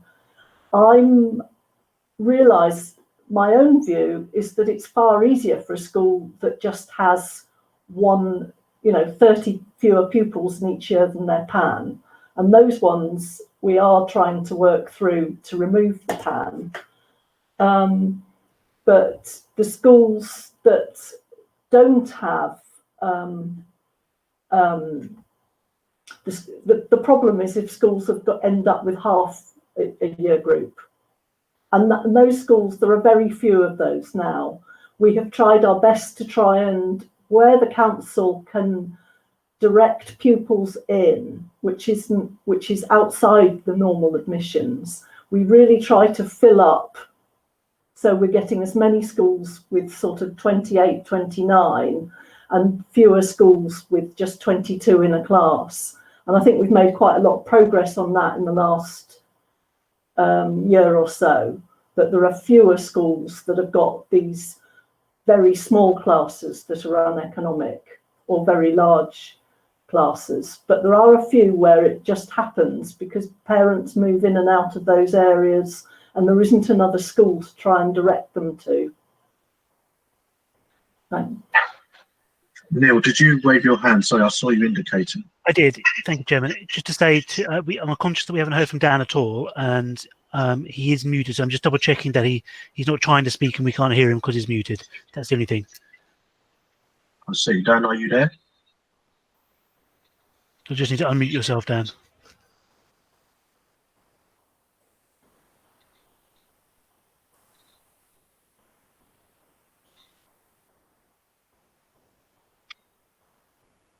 Well, he's having technical difficulties. Yeah, if you're having any issues, Dan, you can always leave the meeting and rejoin. Okay. He might not be trying to speak though, so I don't know. I'm aware Councillor Sweeting will have more questions. I will come to you after I've given other members the chance to ask their questions as well, Councillor Sweeting. Councillor Chapman, I did see you wave your hand. Was that an error or did you actually want to ask a question? I was actually just stretching, Chairman, to be honest. I'm perfectly happy with the proceedings anyway. Are we keeping you up? Mr. Little. Thank you, Chairman. I'd like to thank the officers for a comprehensive report and for their response to the request for more information about the planning on the special needs schools. But I'd like still more information if that's at all possible, and that is that in that area you haven't given us the demand numbers in the same way that you have with the primary and secondary schools. And so I'd like to know, you've suggested how much extra capacity you're putting in, but how much demand is that meeting and how much demand surplus is still going to be there? Okay. SEN colleagues are currently really trying to get that in a format that is helpful over the years, over the next few years, and also showing the different needs and geographical areas pupils live. So once that's available, I'm sure it will be shared. At the moment, we know that there's still more demand coming through. And of course, one of the worries is that there are more pupils in primary who will need places in secondary, particularly those who are in primary SRPs, because we don't have so many places in secondary SRPs. And that's one of the issues we're trying to resolve at the moment. But obviously we have to work with existing schools as well on that kind of issue. Mr. Little, do you wish to follow up? Yes, thank you for that information. I'm also wondering why we are getting this growth in this area at such a fast rate. I know in the report it says that we're now closer to the average for London, but this has been a significant rate of growth every single year since we went over to this new system of EHCPs, and I wondered what the incentives were that is driving so many more people to seek these plans. the system does have national issues that have been recognised.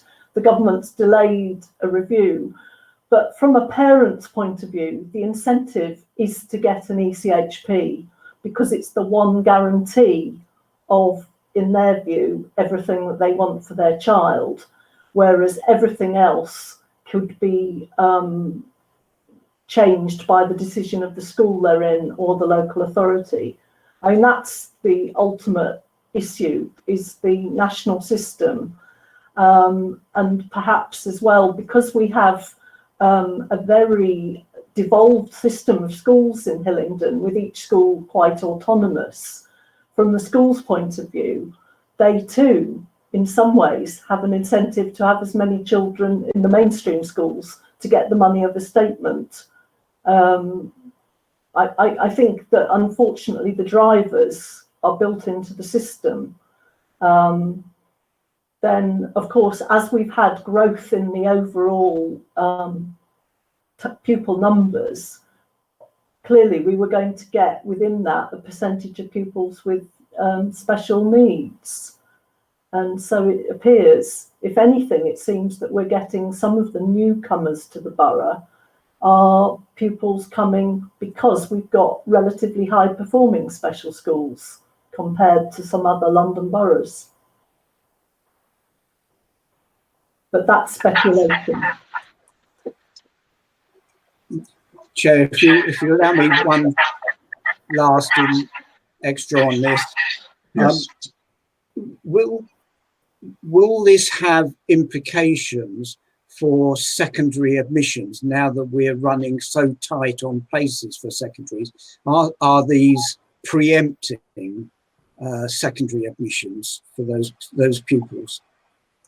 Well, that's one of the things I'm looking at the moment, because I spend most of my week looking in 2021 or years beyond that, whereas all my colleagues are trying to get through the day without any more coughs. But see, the number of pupils in secondary in year 7 for this September was 79 with an ECHP, and last year it was 75, so it only went up by 4, which is actually less proportionately than the total increase. I think it will be higher than 79 in next year because the total number is going up. I'm working with SEN colleagues. We're getting a tight range in the next few weeks because, again, with SEN transfers at year 7, the parents can have some say, and other specialists say what they think is the best choice of school. And we've got a range of numbers at the moment. I expect that to be tightened in the next 4 weeks, and then by February that should be fixed, and we'll know at that point before we go into the process of the allocations for year 7. So I think it'll be more, but I'm not expecting it to be exponentially more. And 79, 80 out of 3,880 or so is not a huge number. Yes, they have priority. Of course, the issue is that because there's this element of parental choice for children with SEN as well, that they do choose, they don't choose every school, so it's not equally spread. It tends to be spread between the schools that parents feel have got a history of success with SEN, or schools that they want their child to go to because they think there'll be a good environment for them. Thank you very much. Before I go back to questions, I've noticed Dan Kennedy's been logging on and logging off. He's now logged on again. Dan, do you just want to test your microphone to make sure it's working okay? Chairman, he has joined on and off. It appears that he's still muted. There you go, he's unmuted. Hello, Chairman. Sorry about that. I hope you can hear me now. I was having some technical difficulties with mute, I'm afraid. But I have been able to hear all of the questions and all of the responses. I'm happy with the responses that have been given. Thank you very much, Dan. Are there any other members wishing to ask questions before I move on to Councillor Sweeting? Councillor Mabers? Thank you, Chair. I know that Councillor Sweeting will go on to secondary, but I just wanted to draw our attention to the map on page 130 that looks at the distribution of the, sorry, I'll try not to rustle so much, looks at the distribution of the pupils and the schools, secondary schools. And I think my concern is the plans are at the moment to increase secondary capacity by building a new school in the north of the borough, although the location is yet to be determined. Yet when you look at the north, we are providing education for a lot of those outside the borough through 2 schools. But equally in the south, apart from Bishopsholt, the majority of pupils are being drawn from all over the place to the local school. So the colours aren't as solid as they are in other parts of the borough, which I may deduce is because people are struggling for choice. And I am concerned that, and I hear this often from parents throughout, throughout the borough, not just from West Drayton and Useley, that they just don't feel they're getting the choice of schools, and they don't feel that there is enough places within the south of the borough, so they're having to travel further than they normally would want.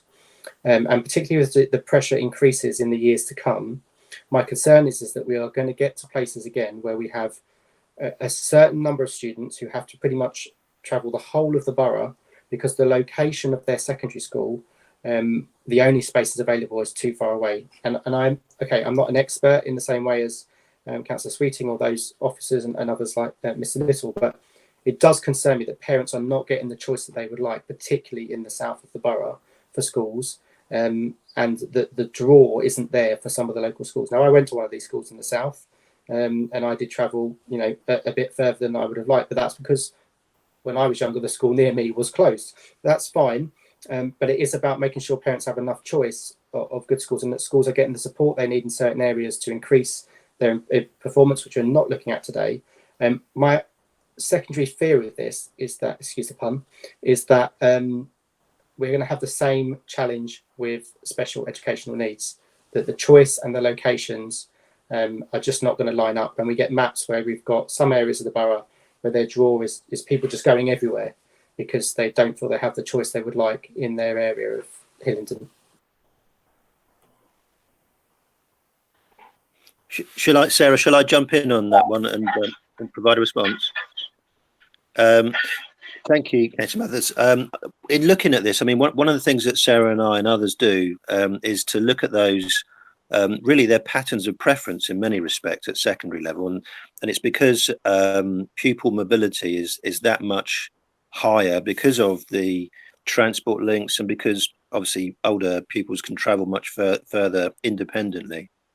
And I think one of the strong patterns that we have seen is the migration or the preference for some schools in the north of the borough where pupils live just south of the A40. So North Uxbridge, for example, is a high demand area for schools such as Viners and Swakeleys, for example.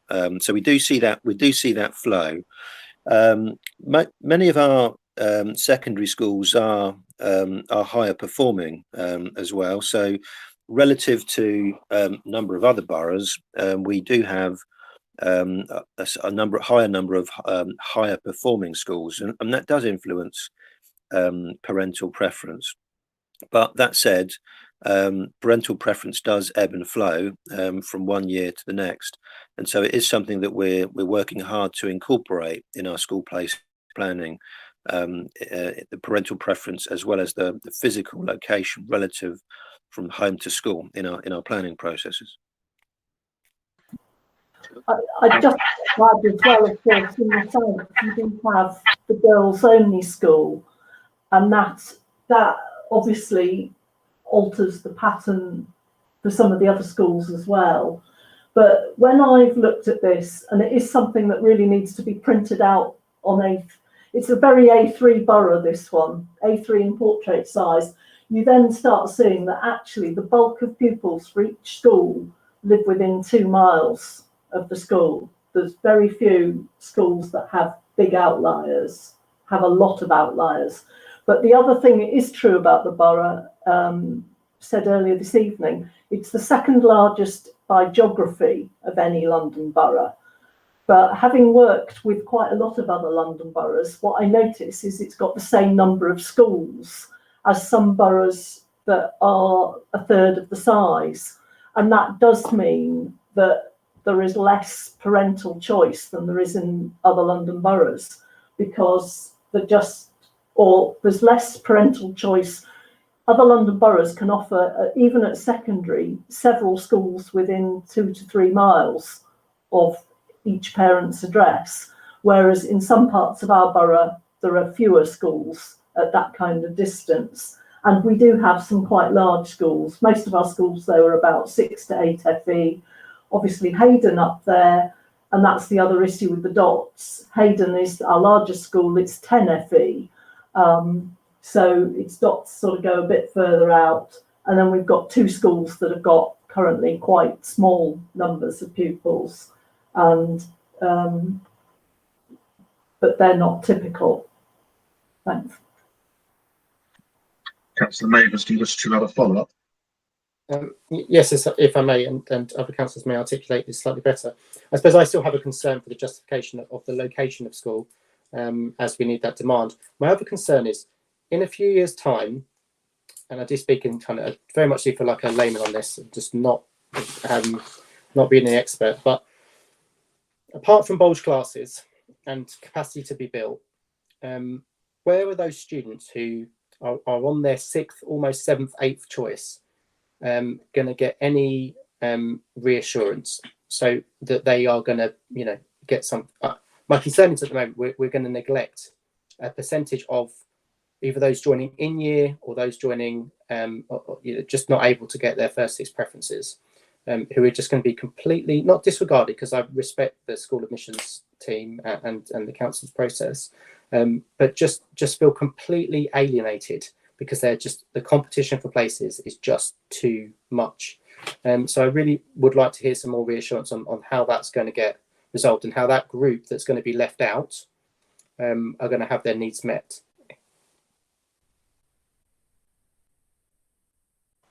I think it's important to say that at the moment we've always managed to date to find a place, and even for pupils arriving mid-year, to offer them a choice of 1 or 2 schools at least. So I agree that it's tight, and it may not be the schools that they'd ideally like, but we're in a better position than other schools in even other London authorities, having gone to some network meetings across London. But it is a concern, and we're trying to see how we can both improve the quality of schools so that more of them are parental first choice schools, and also, to get more places in the schools that parents want to go to. Thank you very much. Before I move on to Councillor Sweeting, who will close this item, questions. Are there any other members wishing to ask a question?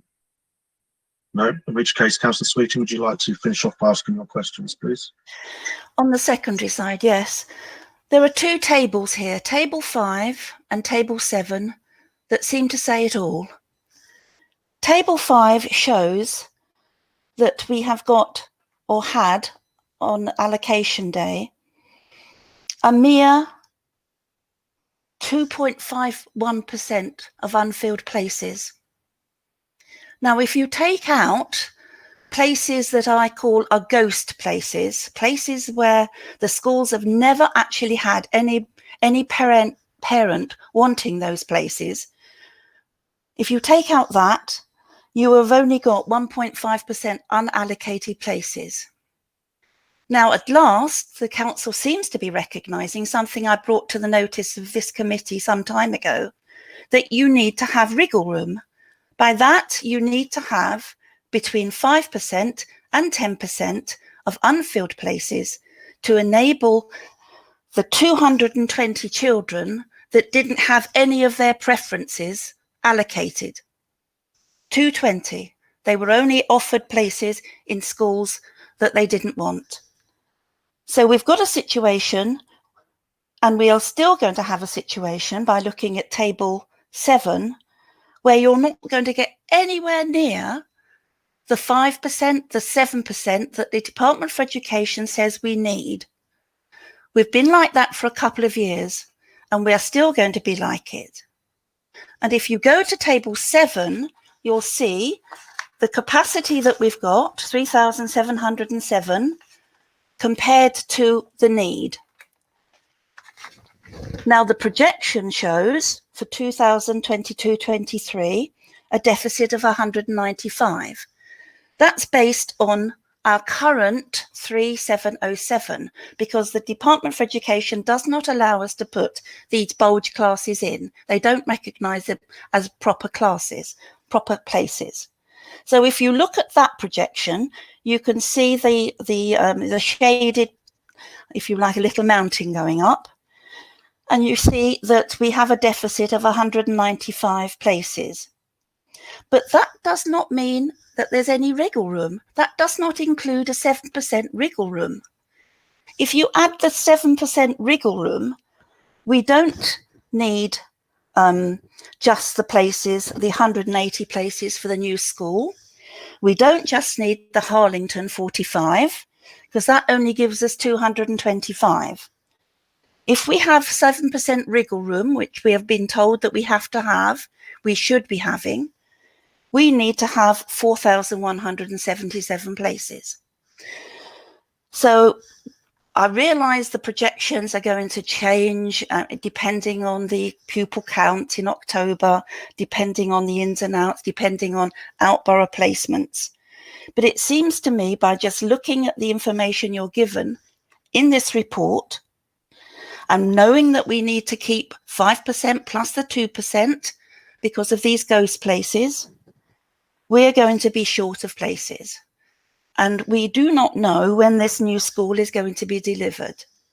So my question to you is, please, why are we saying that we only think we need between 50 and 150 more places? Because if we actually give people, give our residents, give our parents some sort of preferences that they want for their children, we need to give them a number of places, 7% of wriggle room, so that we haven't got the situation that we have at the present with over 200 children not getting one of their 6 preferences. So I am very concerned that we're underestimating our need if we are going to have any sort of unfilled places that we require. Sarah, shall I just come in and just answer a few points that Councillor Sweeting raised there, and then if you could come in on any particular technical points that I miss. So I think just to answer first, one of the points that you raised there, Councillor Sweeting, was about pupils not being allocated places of their preference. I mean, we do unfortunately see a number of applications where parents are asked to indicate up to 6 preferences for a school place, and unfortunately on a number of those applications we sometimes see just 1 or 2 preferences listed. So in such situations, and what I mean by that is that some of those preferences are quite unrealistic, where we may see, for example, a particular school listed and which is clearly a very popular school, and no other.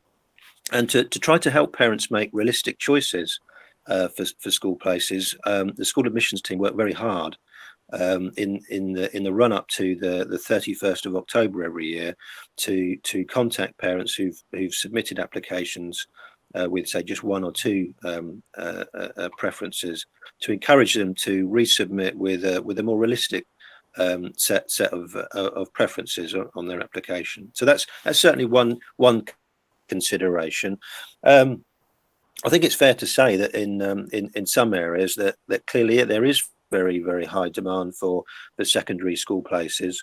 and what we always do is make sure that we do offer a school place, albeit that it isn't always the school that is listed in the top 1, 2, or 3 preferences on the application form.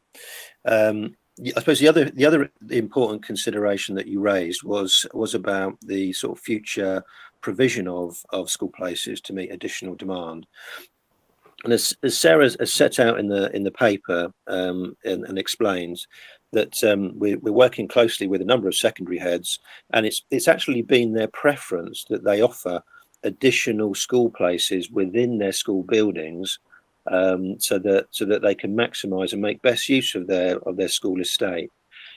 Notwithstanding that, the forecast does show that we do need additional permanent school places, and to this end, that we're working very closely with the Department for Education to make provision for the new free school, which we anticipate it may be September 22. It may be September 23 that those additional places, those 6 forms of entry, will be available, which will be in addition to the 1.5 forms of entry. I mean, it is a very careful balance. I mean, providing school places or the extra buildings for school places costs literally tens of millions of pounds, and so therefore where we look at the forecast and we anticipate that where it may rise and then come down slightly, say the following few years, then it's, as part of our approach, it's entirely appropriate to provide bulge places in schools where that works, and then permanent places to complement that where the demand's more sustained. I don't know, Sarah, is there anything that you felt that you could add to, technically you can add to what I've just said there? No, I mean, it is a balance, and I'm not even convinced about how many ghost places we've got, because we've had some quite dramatic changes in parental preferences for schools over the last few years. Huge rises in Oakwood and Park Academy West London, for example, and certainly last year both had waiting lists on National Offer Day, and parents in the lower year groups at those schools and at other schools seem to be feeling very happy with them. So that's the other issue, that schools can change their attractiveness to parents. There are other schools where parents seem less keen. I mean, I think one of the other concerns that I've got is that we must have accessible schools, and we are working with London Transport at the moment through COVID, because although we try to make offers that are for secondary within 3 miles and 75-minute journey, a lot of parents are really unhappy about having to change buses or transport given COVID. And also they're very worried because the government is requiring TfL to stop free bus passes for 11-year-olds, which will happen early next year.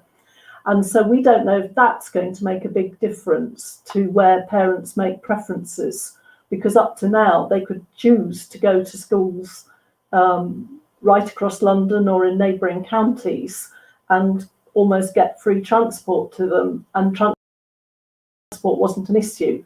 And as you've heard, there is definitely a rise in parents at the moment driving their children to school, which isn't helpful from lots of points of view. But it's one of the things that we will really be analysing in this year's preferences and school admissions, and whether or not, for instance, more parents choose not to apply to go to schools out of the borough. And then we'll be building schools and expanding more, I should think. But we do not want to, I think, just to stress what Dan said, a secondary school is a very expensive and large beast. We've spent all the time I've been at the borough talking with DFE, trying to find who've been looking for sites for this free school that they agreed. And because of the makeup and design of the borough, it's very hard to find one. Lots of them are on greenfield sites and would be unacceptable. It's very expensive. It takes a few years to build.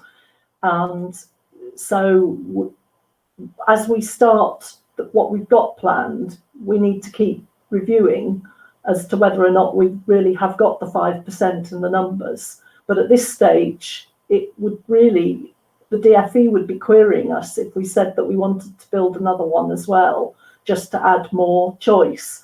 And we would risk destabilising those schools which are getting more popular and successful. So at the moment, I would say we've got a active, watchful policy. But yes, every few months we need to tweak it and review it in the light of what's happening. Thank you, Sarah. Councillor Sweet, did you wish to follow up? Yes, I used to work in admission, so I do realise that some parents do have an unrealistic approach to selection of school places. But I come back to this need to have some sort of percentage of unfilled places, because we are working to such very, very small percentages that it just does not give some parents any sort of choice at all. And that's why certain schools have been filling, because there's not really an alternative. And I'll come back to this table 7. I would be very interested to see if we were looking at projections and putting in some sort of percentage of unfilled places, what that would look like. Because at the moment, you've given us this. We do not know about cohort survival rates. We do not know how definitely the numbers coming in into year 6, going into year 7 for next year. We realise that. You won't know that. You won't know about the in-borough, out-borough flow as well, because that's all dependent on other boroughs accepting some of our children. But we are now an exporter of children out of our borough when we used to be an importer. And that has implications as well, because we do not know what the situation is going to be in our neighbouring boroughs. So I come back to this need to look at things very, very carefully. I know that you're already doing that, but it surprises me that you are not putting in at least some recognition that we do need to keep that 5% at least.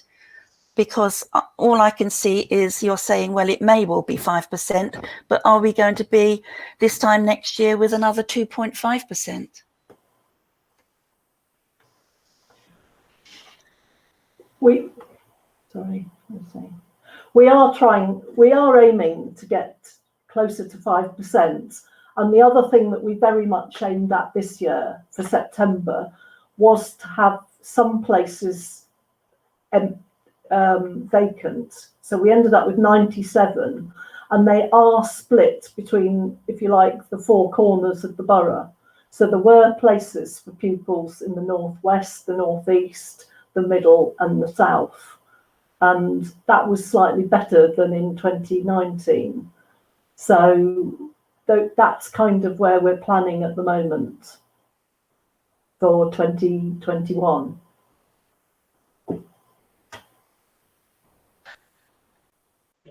Okay, we do need to move on, but I know, Councillor, you did have a list. Do you want to ask one more before we move on?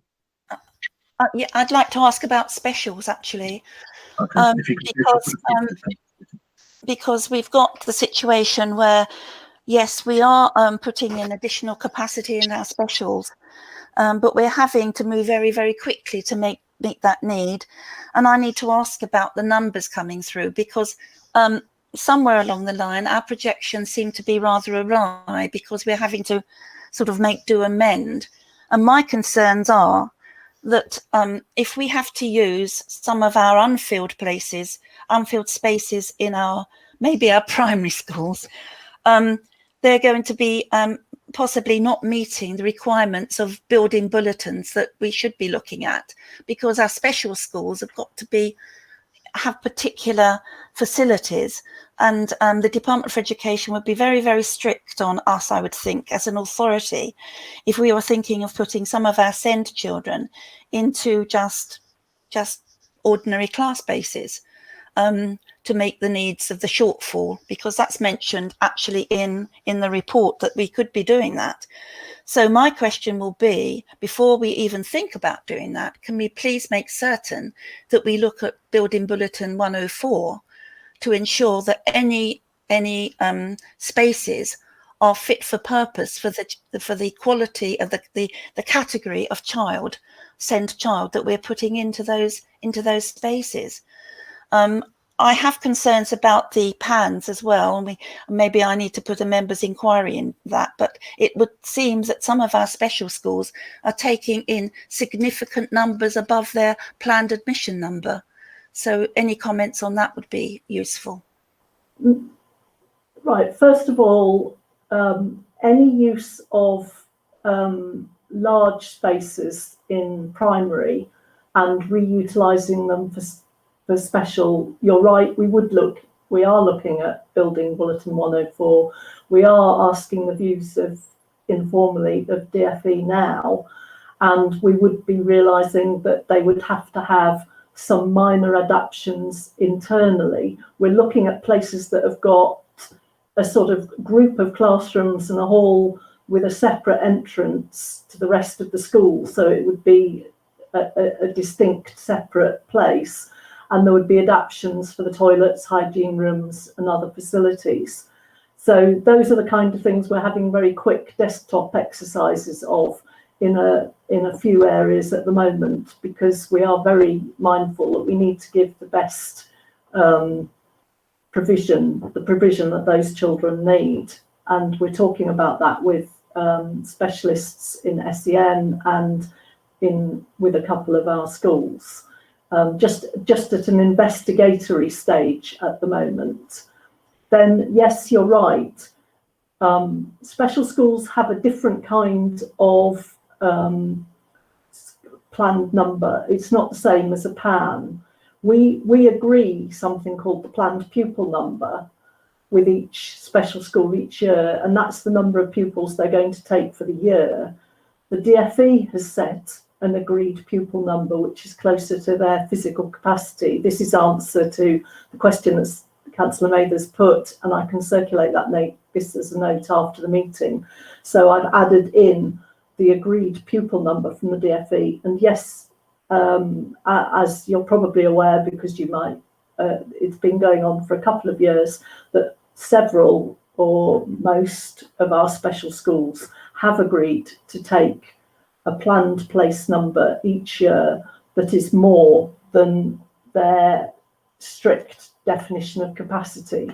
And they're doing that because they know we've got plans for expansion, sometimes in their school or in neighbouring schools, and therefore it'll be a one-off, and that they hope that they will then be able to reduce their intake in a couple of years so that the whole school will adjust. Because although we are about 67 places over in special schools in total at the moment, we are going to have 273 new places over the next couple of years. So if you like, we will be paying back the schools that are very full with some full year groups, so they will take fewer in. And that's quite a big exercise logistically to be working out, even though the total quantum of pupils is only about 2,000. You do have to work out where they live, what are their needs, which are the schools, and that's what I'm working alongside SEN colleagues to work out. And ideally, these extra schools that are being built should have been ready by now or for next year. Unfortunately, we're a bit behind, or the DFE is in building them, so we've got a tight spot at the moment. But we'll be able to come back at some stage with the plan and the kind of numbers you want to see, should see how it will plan out. Okay. Thank you, Sarah. Councillor Sweeting, I don't know if you have any further points to make. We do need to wrap up. Well, only that I'm surprised that certain schools are taking in so many, because you know, they would not. I know that with the reorganisation of specials, which happened, oh gosh, quite a few years ago now, they were very much linked to Building Bulletin 77 at the time, and I'm surprised, therefore, that some of these schools have the facilities and capacity to take the numbers that we have here. But that's, you know, if that's been agreed with the schools, but it is concerning that we are very tight on send places. I have no more to say about that, but I will ask if we can have an update sometime on the outcomes of the discussions on performance, because all we've got there is it's not able to happen at the present time. Okay. Thank you, Councillor Sweeting, and thank you, Sarah and Dan, for your attendance. If you wish to leave, you're welcome to do so. Agenda item 9 is our Cabinet Forward Plan, pages 139 to 148. Are there any comments or questions on this, please? I see no indication, so I assume that's noted. And our last item for this evening is the work programme. Neil, would you like to introduce this? Yeah, thank you, Chairman. Only a brief update. I know Councillor Sweeting sent an email in the week just regarding an update on this. Members will recall that at the most recent meeting, a number of suggestions were put forward for both information items and potential next review topics. We were hoping to be in a position to make a recommendation for what we feel is the most appropriate and a review that gives the most scope for meaningful recommendations to Cabinet at this meeting. However, we are still assessing those ideas, and we're not yet in a position to make that recommendation as yet. We are hopeful that we'll be able to put something together for members to potentially agree at the November meeting. In addition to the items that were suggested, following conversations between officers and the chairman and myself, we are looking at a further item on the Hillingdon Adults and Community Learning Service. Members will recall that on the forward plan, that is due to come as an update item at November, and that may well spur some members to think of ways in which that could be expanded into a review. Similarly, some of the items that were suggested at the previous meeting have now been added as information items for the meetings moving forward. That's because we feel that some of them potentially weren't suitable for reviews due to simple lack of scope, but equally we feel that information items might be suitable for members to gain a brief overview of the topic before then concluding whether that does indeed have scope for taking forward as a further review. That's all I have to say, Chairman. Thank you very much, Neil. Was that noted, or is there any comments or questions that members wish to make? We'll see. Councillor Mavers. I wondered if it was possible to move forward the early years provision update to January or November, just because of the service is obviously going to have been impacted massively by COVID, and it would be useful to know, because I know that the service is constantly under review over the last number of years, just get an update on how they were performing post-COVID and now what's available, so that we can get an idea for residents. Thank you. Not opposed to happy to do so if Neil could look into that and see it's suitable with the officers, if they can move that one. Yeah, it is just dependent on obviously officer availability, but I'll do my best, Councillor Mavers. Okay. I can't see any other members indicating, so Councillor Sweeting, your arm's off the camera, so I can't see if you're waving or not, but I see your head's moving, so I don't know. It's me again. It's just the one off service monitoring. It's got school admissions criteria, minor changes, and it's particularly about the issue of taking out surplus.